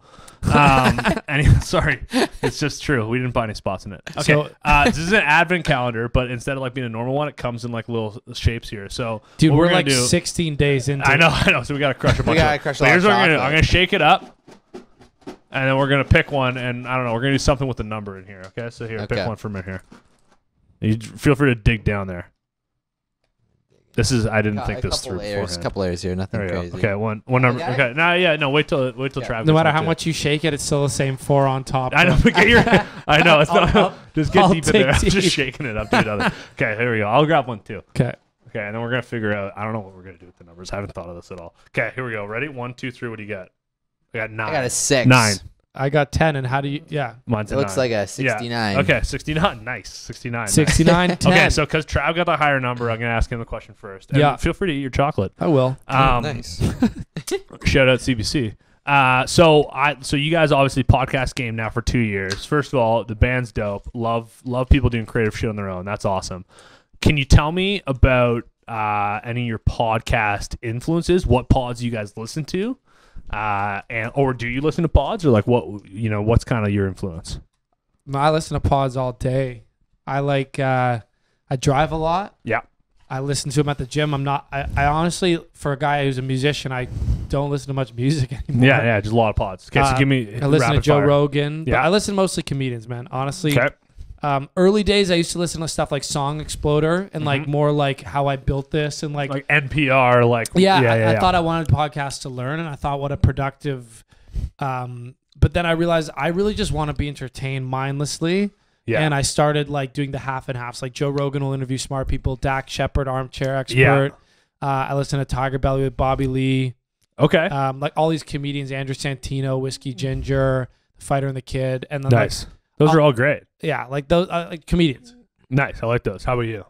What are your me pod personally? listenership? I'm always been like a big music listener guy, so I'd say 90% of my time is spent listening to music and like, exploring new stuff in the background. But like when I do listen to podcasts, It's like a good it's- yin yang here. it's, Absolutely, uh, guys. it's- I'm not a musician. He's the musician. Well, yeah, that's obvious. I've seen it. I've been to the show. I'm the rock star. it's I'd say it's more Joe Rogan. I kind of keep up Yeah. with what Joe Rogan's doing. I also, you know what? The other day I listened to Isn't a it really crazy? interesting You know what's episode. crazy? Imagine like 10 years ago, someone's like, "Yo, the Fear Factor guy's gonna be like pretty much the biggest interviewer in the world." Right? That blows my mind, man. He's straight up like for a generation before us what Yeah. Howard Stern was for them.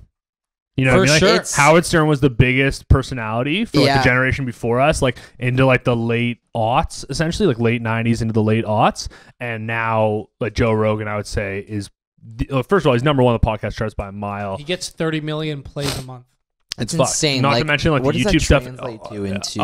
Like dollars wise, enormous money, dude. Yeah. Like crazy because money. he talks about sometimes Dude, about his podcast studio and about all the stuff deals, that he has. He could actually make more money than he makes. So I'm not like a huge Joe Rogan listener, but I'm like fairly aware of it, just for whatever. And I'm pretty selective. Usually I listen if I like the guest, as opposed to listen for him. Yeah. But just the numbers he does, he could make way more money than he does.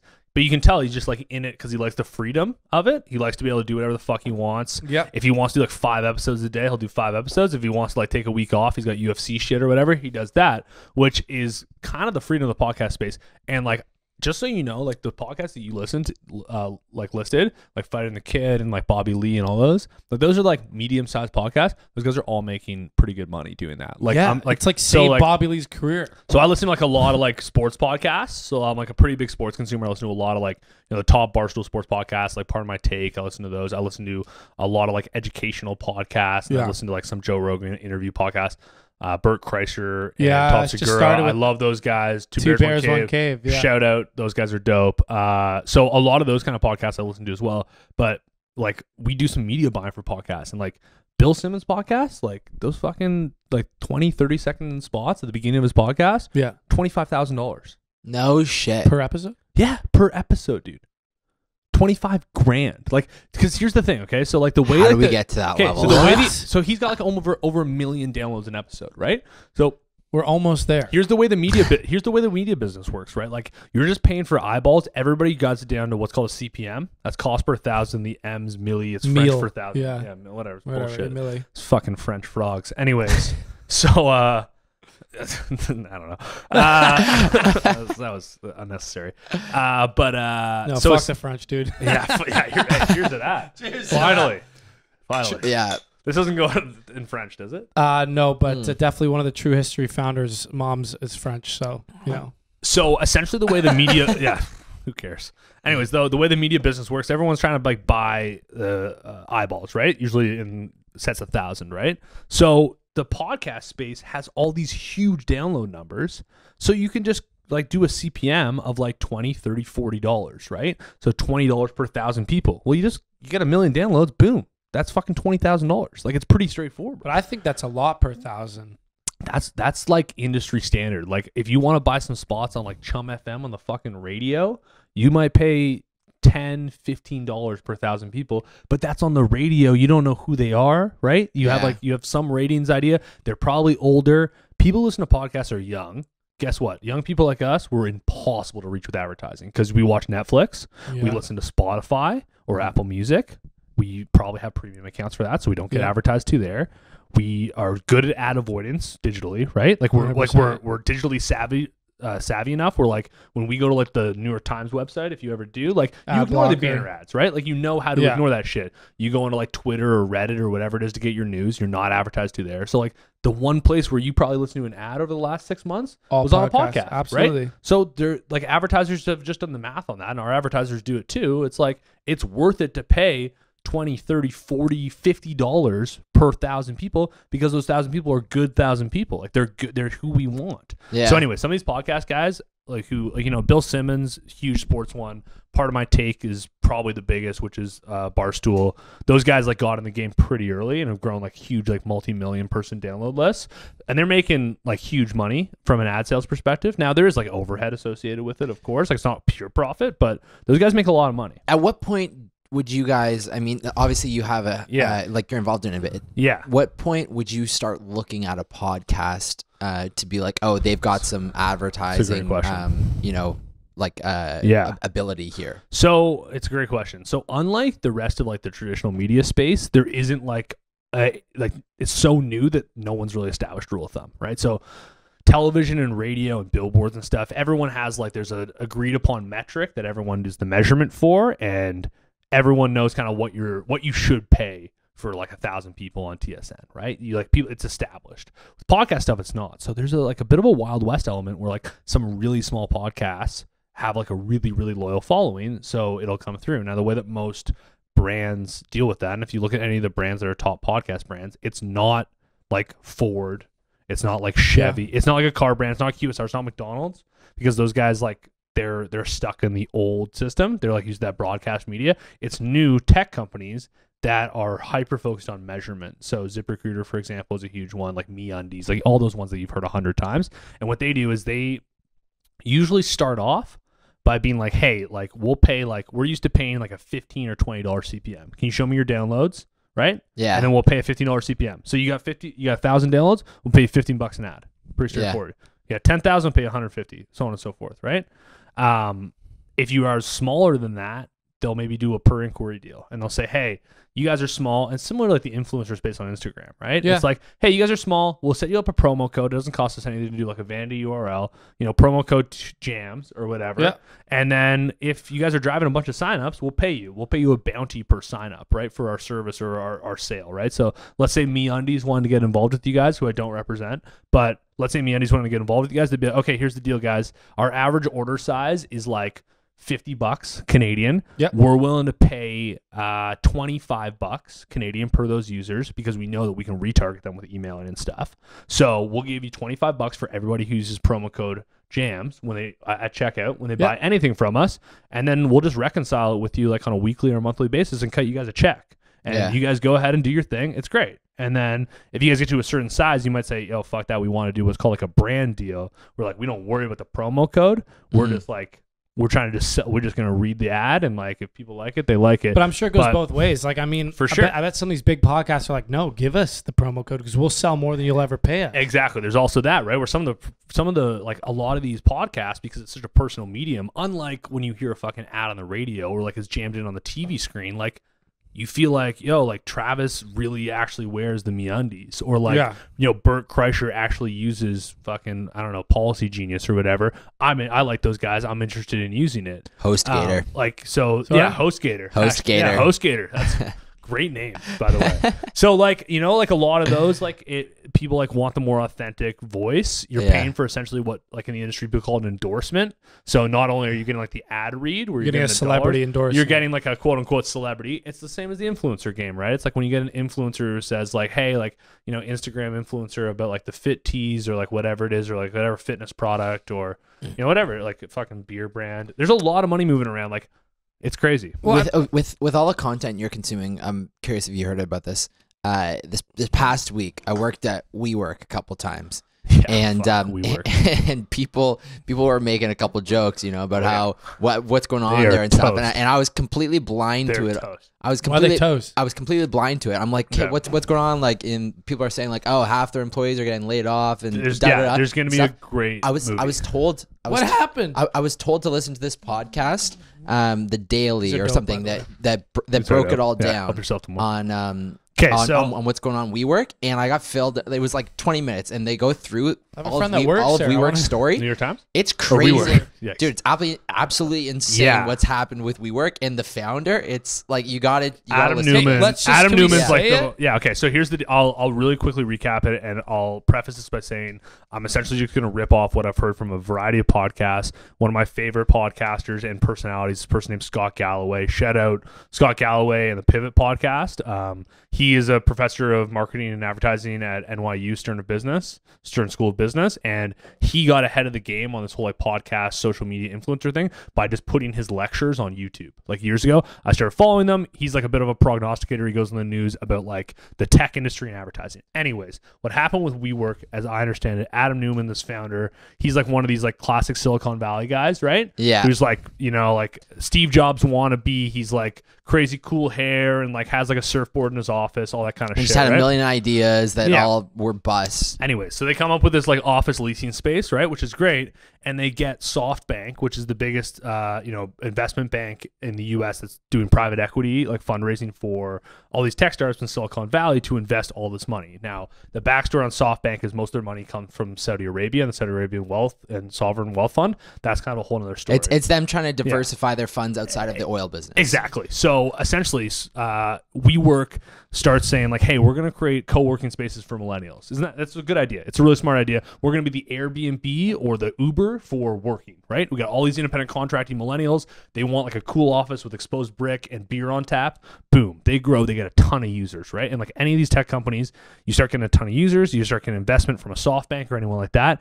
And then they start trading on like a crazy multiple. And like, I'm not a finance guy, but essentially you're taking like the revenues that they're making, right? Like let's say they're making we'll use round numbers, $1 billion a year. They're valued at like $30 billion a year, right? Wild. Which is like insane, right? You never give a valuation, anything like that. But Uber and Amazon and Airbnb and all these other companies, they got these valuations because, well, the idea is once you get big enough, there's like this flywheel effect and we're going to own the whole market, et cetera, et cetera. Yeah. Now the catch with WeWork is like, unlike Airbnb or Uber or Facebook or Amazon, it's not a tech platform where you can just add more users and get economies of scale, right? So like, you still got to pay all this money. Like you got to lease these offices, right? Yeah. You still got to fucking lease like building. It's not like people offering their own apartments or their own cars. Like exactly, you're not taking advantage of like a hole in the market. The guy from SoftBank who originally gave Adam Newman the money, right? Exactly. He essentially told him to go crazy with this investment money and just kind of fulfill his wildest dreams. So the other thing is that like exactly, like on Silicon Valley, like people really like, not the TV show, the actual place. People really value like the crazy, like eccentric leader, right? So this guy was the eccentric leader. Anyways, it essentially gets crazy, right? Where WeWork is like puts so much money into it at these crazy valuations. There's like no way for them to make money back unless it goes public. It becomes an IPO, and then the rest of us, right? Us like, just typical adventures, like our pension plans and like our just like normal funds, we're gonna buy it on Wall Street, right? Before it goes public, eventually people see the prospectus. So you have to like release a prospectus, the S1 prospectus. People reading like, hey, this is like crazy. This like business is trading at like 25 or like 125 to 1 on like what it's worth. That's like nuts. No other business is worth this. They fucking fire the CEO. They have to pay him like $700 million on his way out the door because he owned all the controlling shares, all this kind of shit. Essentially, there's probably 3,000 to 5,000 employees that own stock, because when you start these tech companies, you work there for 3-4 years, they pay you like pretty good compensation, but a lot of it's on stock, right? They hope that it goes public. Who probably thought that it was going to go public, supposed to go public earlier this year. They probably thought they were sitting on like $1 million of stock. Yeah. Like guys our age were like, wow, like I'm making $100,000 a year as like a business development rep for WeWork. But when we go public this year, I'm going to have $1 million in fucking stock. When they went public, like it was originally announced. Well, they didn't. They never got out. Yeah. When they were supposed to, they were the company was going to be valued at $47 billion, like one of like the hottest, like craziest, right? And then unicorn IPO. And then all this stuff started coming out about them, and it like completely devalued the company and stuff. But so they've ousted like the CEO who got paid. I think it was over $1 billion, like $1 billion to out, and it's crazy. 40. He gets like $47 million for the next per year for the next 4 years or whatever. And the company's pretty much essentially losing money. I would take that deal every day of the week. Oh, take over my failing company. Well, it's a good deal. Give me $1 billion and $47 million a year for the next 4 years. Yeah. Like, okay, first of all, I didn't know any of this. I thought you were going to say some sort of sex scandal. No, I think that'll eventually, I do think, so they're going to make a movie of it. I agree with you. There's going to be some actually, so they are actually making a movie. They are making a movie. The guy from shout out Succession, cousin Greg from Succession, if you guys don't watch Succession, he's going to play Adam Newman in the movie. It's being announced. They're making the movie. I fucking love Succession. I love cousin Greg. And I think it's going to be a hilarious movie. Yeah, we should get involved somehow. I don't know. Call me. Hollywood. Whoever it is in Hollywood. Fox Searchlights. I don't know who it is. But Fox owns everything. So I assume it's Fox or Netflix. One of you guys call me. At Adam Seaborn. Actually, that's not. It's at A Seahorn on Instagram. That's the wrong at. Tell me a real at. At A Seahorn on Seahorn. Instagram. Yeah. Seahorn. Seahorn. That's the best. Okay. At Adam, he's in the Adam Club. Yeah, exactly. Part of the Adam Club. Anyways, not to be Bobby Bay Street over here, but that's our like idea. I feel like you would play a perfect eccentric Silicon Valley tech boss. Okay, I like CEO. that. Okay. Maybe I'll just do an acting gig on the side. I can see it right now. Do you not see it, Rob? Okay, I can see it. At Hollywood, call me. You start walking around barefoot. And Like I think that those guys actually, what a life. What a life, man. I'm serious. I think I actually would be in a good eccentric CEO, like not in Hollywood. I mean, like a real one. Oh, in real life, yeah. But I mean, that's what makes the best, like acting is if you also are it. in real life. You know what I exactly. mean? Yeah, the best actors actually are the characters. Yeah, they like play the in real best life. actors are the ones that can't act and they just get cast Yeah. as himself and everything. Yeah, I love those. Those actors have the best life ever. That's like mid-90s. Jonah Hill, that was his comment he made about the movie. He's like, it was easier to find good skateboarders, to act as opposed to actors who could be good skateboarders. Really? Yo, mid '90s, great movie. I mean, Great movie. I liked it. A24. Yeah, it was Does all the best fantastic. movies. I mean, Man. like not a lot happened. Good indie film. I like that. Going back to, did you have more questions for us? No, I don't know. I don't remember. I just asked you. Oh no, I want to know so a couple things. Yeah. So I want to know first of all. Yes, I got lots of questions. I don't know how long we've been going. How much time do we have? What's your next We got guess? as much time as We gotta play hockey at some point. I mean, Yeah, that's true. I don't know. I mean, How what, much time what do we time have? is What it? time is it? It's only 8:30. Oh, we got loads of time. Okay. Yeah. So, what time do we start? Anyways, it doesn't matter. We're gonna cut this down to like what, It's, 5 No, I'm minutes? not going to cut it down. I assume you guys are gonna cut this down to like 5 No, minutes. we're fucking Joe Rogan. We go as long as we I like want. that. I like that. I was gonna say us No millennials have a bad limitations. attention span. We're always supposed to I be able listen to pay full attention. Joe Rogans, man. Me too. I listen to crazy shit. Okay. So Rogans. my question for you guys, because I want to get into John Famos, I want a couple things. So I learned a little bit about your podcasting influences. I want to know kind of like what do you guys feel like the end game for the podcast and how it relates to John Famos? Is this just like, I know it's like a bit of a passion project. This is fun, but I also think there's like nuts and bolts. You guys are building the brand a little bit here, for lack of a better word.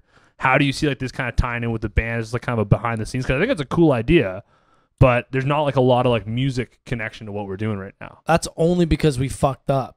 Okay, how'd you fuck up? Like season 2 was supposed to be about the behind the scenes of becoming famous, Okay, and then we started interviewing people. we both moved out, and we realized how much non-music work we have to do in order to just survive in Toronto. Okay, yeah. So can I actually? Are you guys comfortable talking about the economics of Famos? Absolutely. Okay, Totally. so when you guys play Night Owl, do you guys get paid?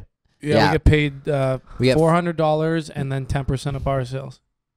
$400 for the band, $400 For- plus 10% of bar Yeah. sales. not per person. That's for the band. for the No. band. So that essentially doesn't cover like that. Like how many guys you got? 4, And a sound guy. plus the sound and you guy. got to pay a sound guy. Yeah, Because we- we come That away comes with, out of the like, 400. Comes out of the And then do you guys pay? You guys drummers well, like with the band full time? yeah. Our drummer and bassist You guys don't like pay. are with the band full time. Yeah, we they're pay with the them. band full time. We pay them though. Yeah. Yeah, they get Yeah. paid, but they get like an equal share. You pay them as like a We one-off pay. Yeah. gig. I We don't know. get equal share. We split So I it was 4 gonna say, ways. if they're not in the band full time, you kind of like maybe got to pay them more as like a one-off gig. No, yeah. Okay. No. We come away from Night Owl with about $150 each.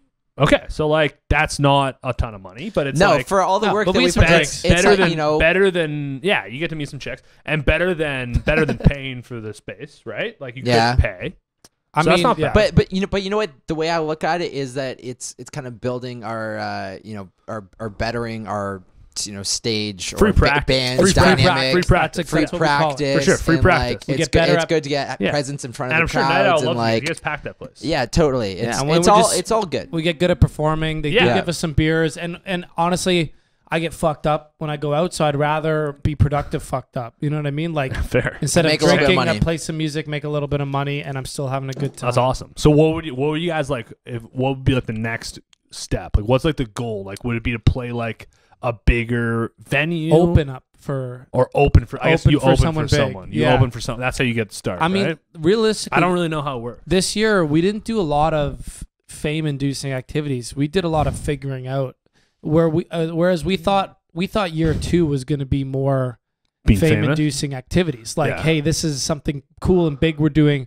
But we spent most this year, I'd say, Robbie, just figuring out the basics Like of how nuts to. and bolts type of stuff. Yeah, exactly. And I think maybe goals, just off the top of my head for the next 6 months or so would be, furthering our repertoire in terms of original songs Gotcha. to play live with the band, and to sort of get some traction on those songs, and then sort of fill up a potential set list that we Gotcha. could like pitch to a So you guys band to have like like hop you guys have on what 4? in terms of like We 4 release songs. Four Four release release right now. songs, There's but 4 we have- I we have have. more but than we that. didn't But we you didn't have. promote those songs No. because we more put those songs out because we needed songs out. Yeah, Like, you gotta put them out. people were like, "What are you doing?" And we had nothing to show for it. Yeah. We love them. They're good songs, but like I mean, the stuff we wrote recently, we're like, "Oh, like that's the stuff a band the stuff we've written recently. We finally figured out how to write a song that we feel belongs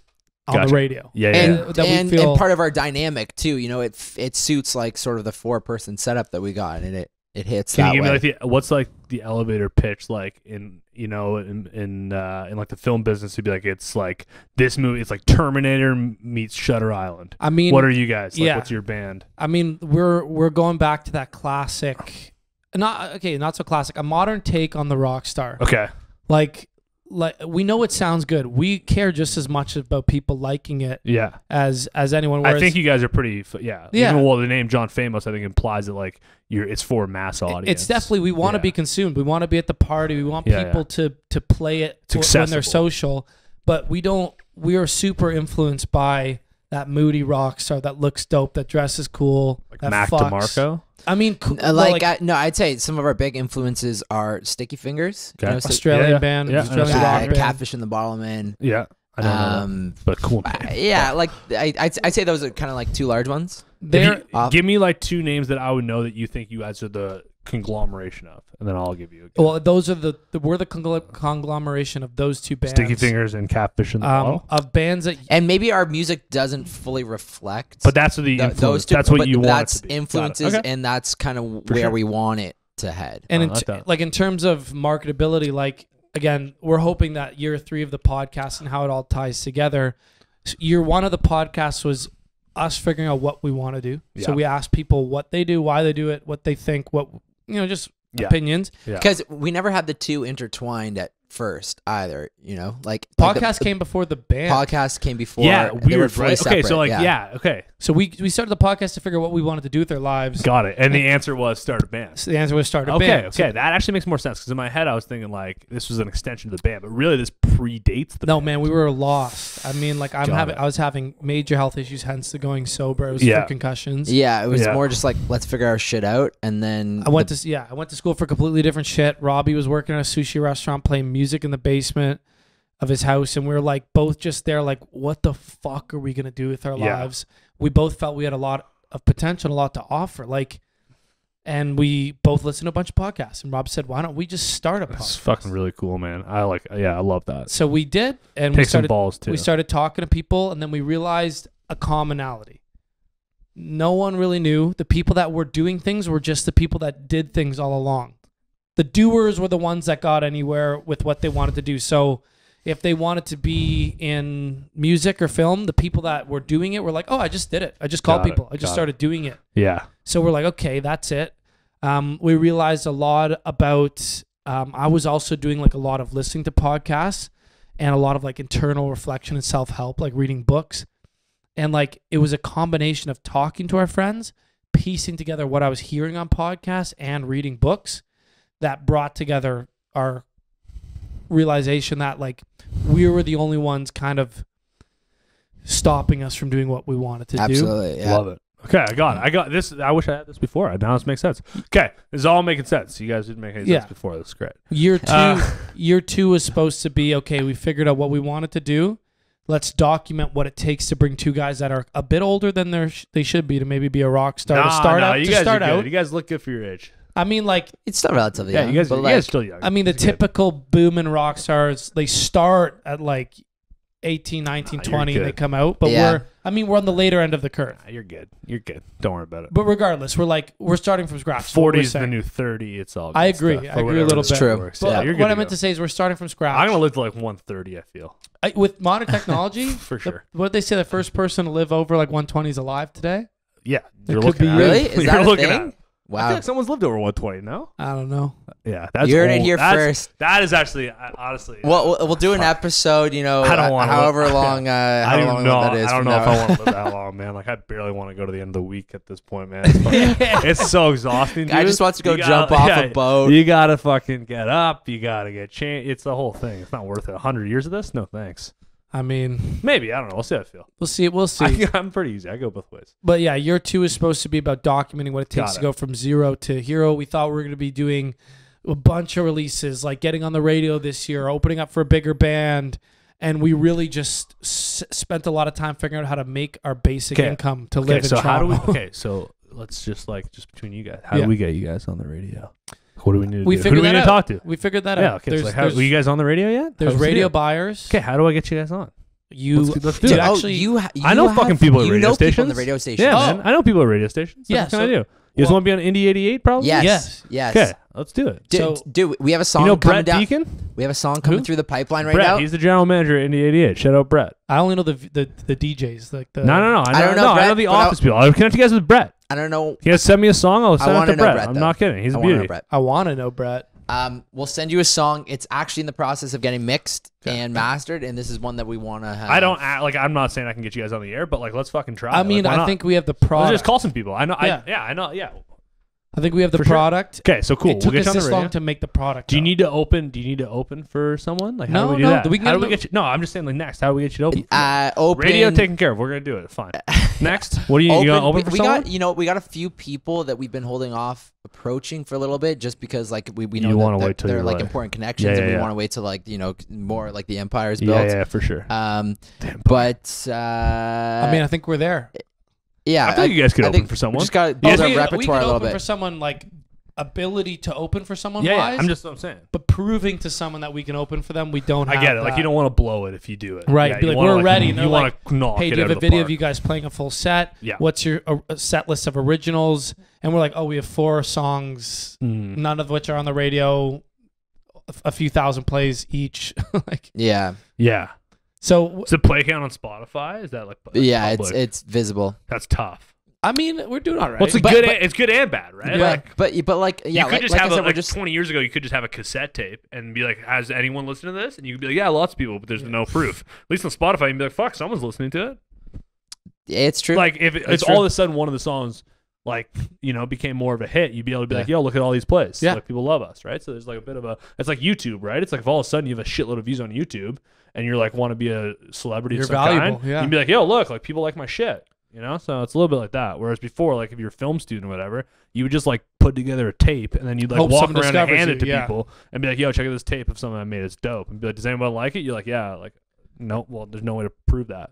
Now But there is. it's basically a combination of these activities: reaching out to these connections, selling yourself, getting that 1 or 2 big shots that will domino effect. Oh, now you're on the radio. Now you're getting Let's get. plays. We're gonna Now get you you're guys on the radio. The radio would Yeah. be dope. Now you're getting plays. It's funny how Would the love the radio radio. is still kind of like the gateway, Dude. Even though the radio is so like, it's a little not bit. the gateway. Yeah. Well, it's a little bit like as we just described. I mean, like, the radio yeah. is like old school. Like, listen, we buy like advertising on the radio, but like, come on, Yeah. it's the radio. I Like, I, mean, always kind of joke. what's about a it. big like It's a big business still, and like a lot of people listen to the radio. Don't get me wrong. Like I'm in my car listening to fucking Indie 88 all the time. But the big thing now is to Yeah. get playlisted on Spotify playlist or how, Apple playlist. or yeah, whatever. how do you get yourself There's on the curators. curators? How do you There's get in curators. front of those people? You got to get. I don't know. I don't I know don't who know these either. curators are, but like I was thinking about this the other day. They probably hide their identities because people hit them up. otherwise Oh, they would get fuck. hit up Yeah, but nonstop. fuck. Okay, I think we could figure this out though. Like, how many people are there? Right? Like, we can figure it out. We can find them. Well, We can figure it out. But I mean, Yeah. that's what I thought we were going to be doing all of year 2. But we took all of year 2 to make the product, to figure out. Now we have a bit of Yeah. a supply chain. How to make a radio quality song. Gotcha. How to play live. How to make an album art. How to do a music video. We figured all these things out this year. Yeah.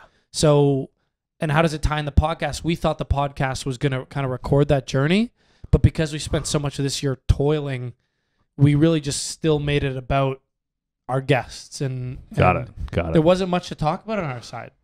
I mean, I know. I'm with you. We We spent not much this talking year about my fucking- side either, to be honest. we spent this year grinding out money. Like we've been Yeah. working more than Yeah, we've you guys been been doing like a music- lot of sit bar, bartending gigs, stuff like that too, right? Just like grinding it out. oh, totally nonstop. And I think what the most impressive thing about coming up the end of year 2 with the podcast is the fact that we first year we stuck to it, 1 episode every 2 weeks.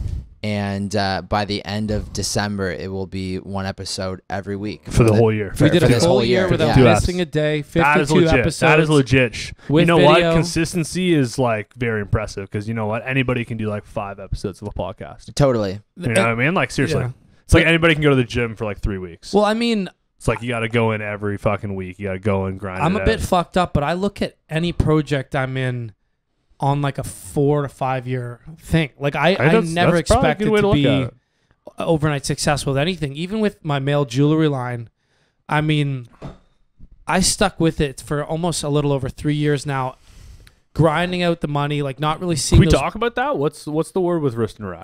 So basically what happened is first year the guys that founded it were Ivy students. Yeah. You know, they used their kind of buzz on campus to get this thing going. I joined in a kind of like an operational role because I'm just generally, that's my skill set. We ran it at around 25K revenue. It was self-sufficient. It was pretty cool. And then it was going to disband, but there was these entrepreneurship programs at Western that offer money to businesses and offer an educational experience. So I said, you know what, if we get into these programs, I'll continue with the business if you guys want to leave. Cool. 2 guys left, and then 1 guy stayed.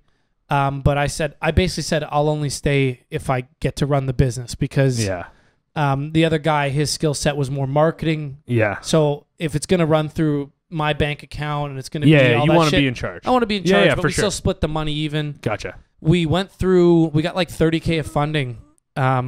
But through the first 15K, him and I worked together, and then we had a falling out. It was a bit of a grind, man. Like, it lost its pizzazz. You loved having your buddies there. You loved having all the fun stuff going on.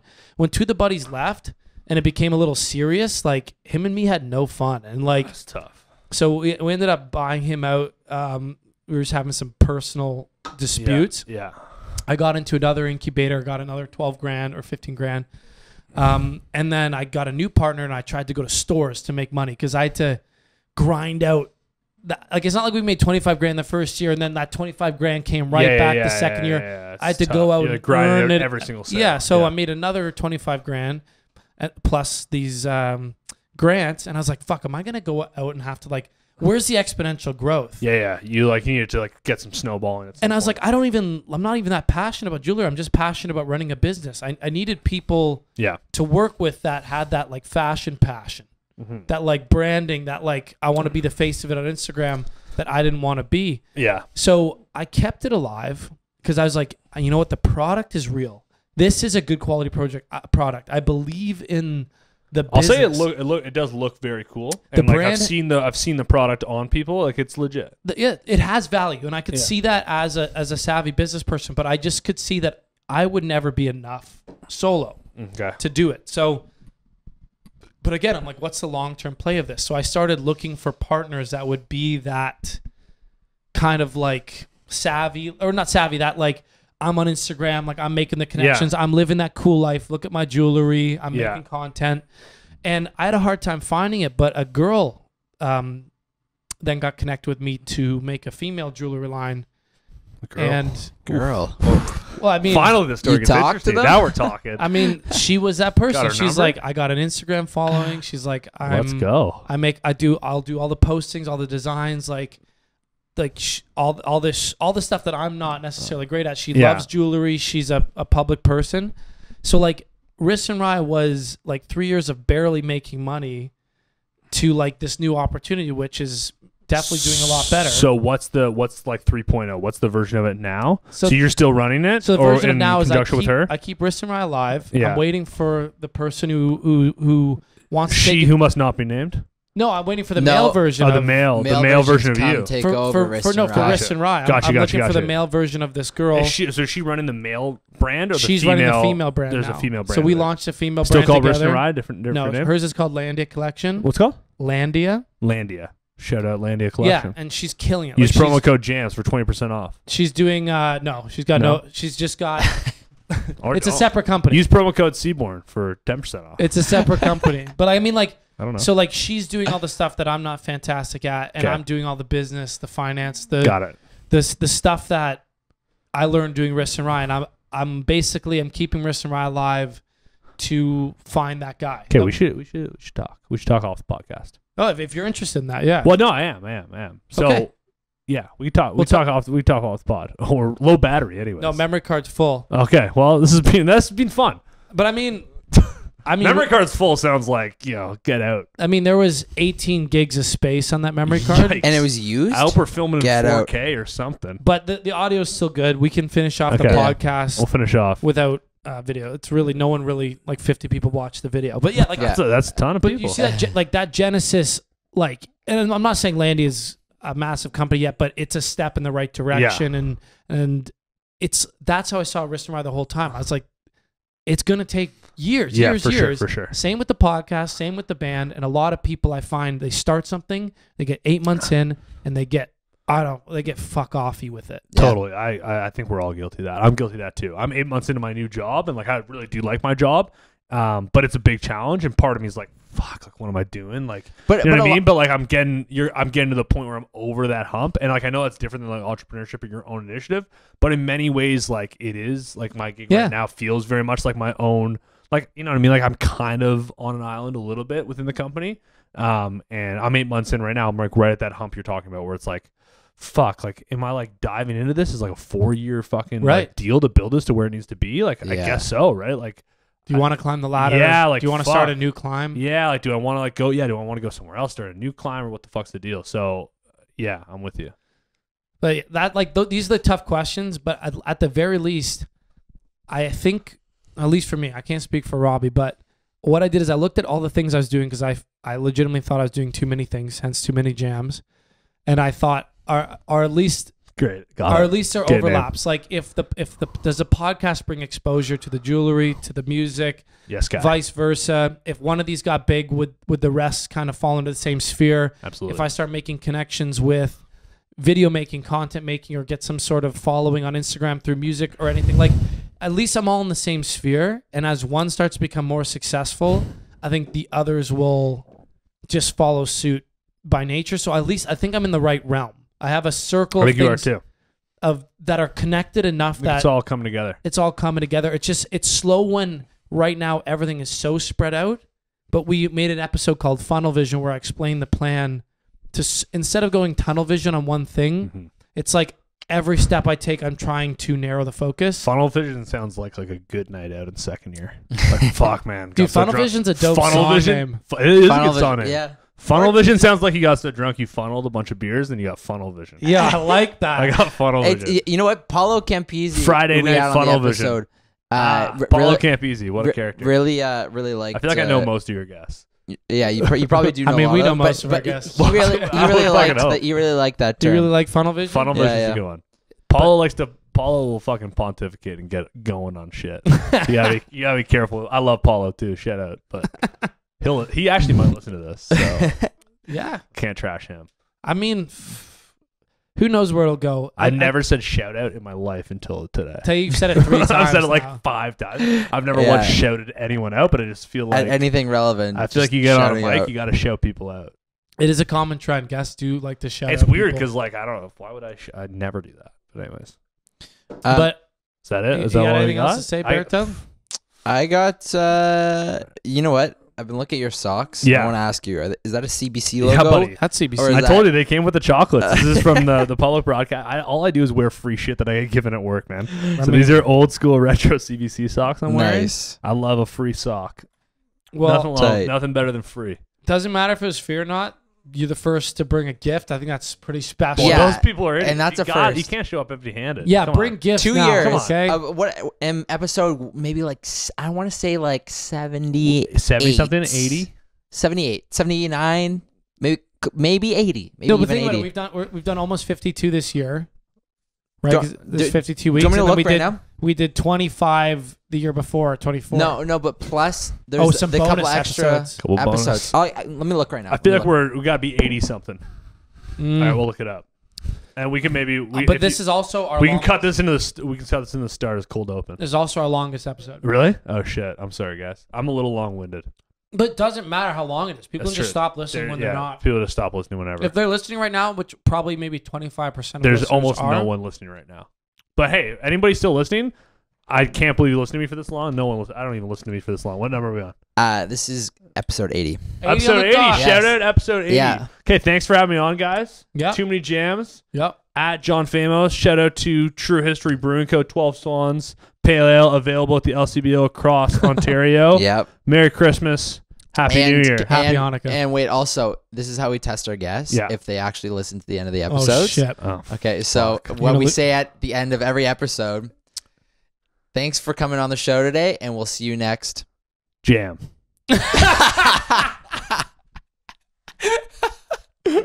No one listens to the end of the episode. No. Fuck, what am I supposed to say there? What day do we come out? Do you know what day we come out? I have no idea. Tuesday? Every week. Tuesday? Tuesday. Tuesdays, See you yeah. next Tuesday. There you go. There you go. Oh, okay, that's good. Congrats. That's like the old Narwhal. Dun dun dun dun dun dun dun. We got to get bigger, but yes, thanks for coming on. We appreciate you taking the time. Let's have a good hockey game, and we'll see you next Tuesday. Just take me away to my Versace summer. Take me away to my holy grail in your bed, and we can sleep all day. Take me away to my Versace summer. Take me away to my holy grail in your bed, and we can sleep all day. Take me away to my Versace summer. Take me away to my holy grail in your bed, and we can sleep all day.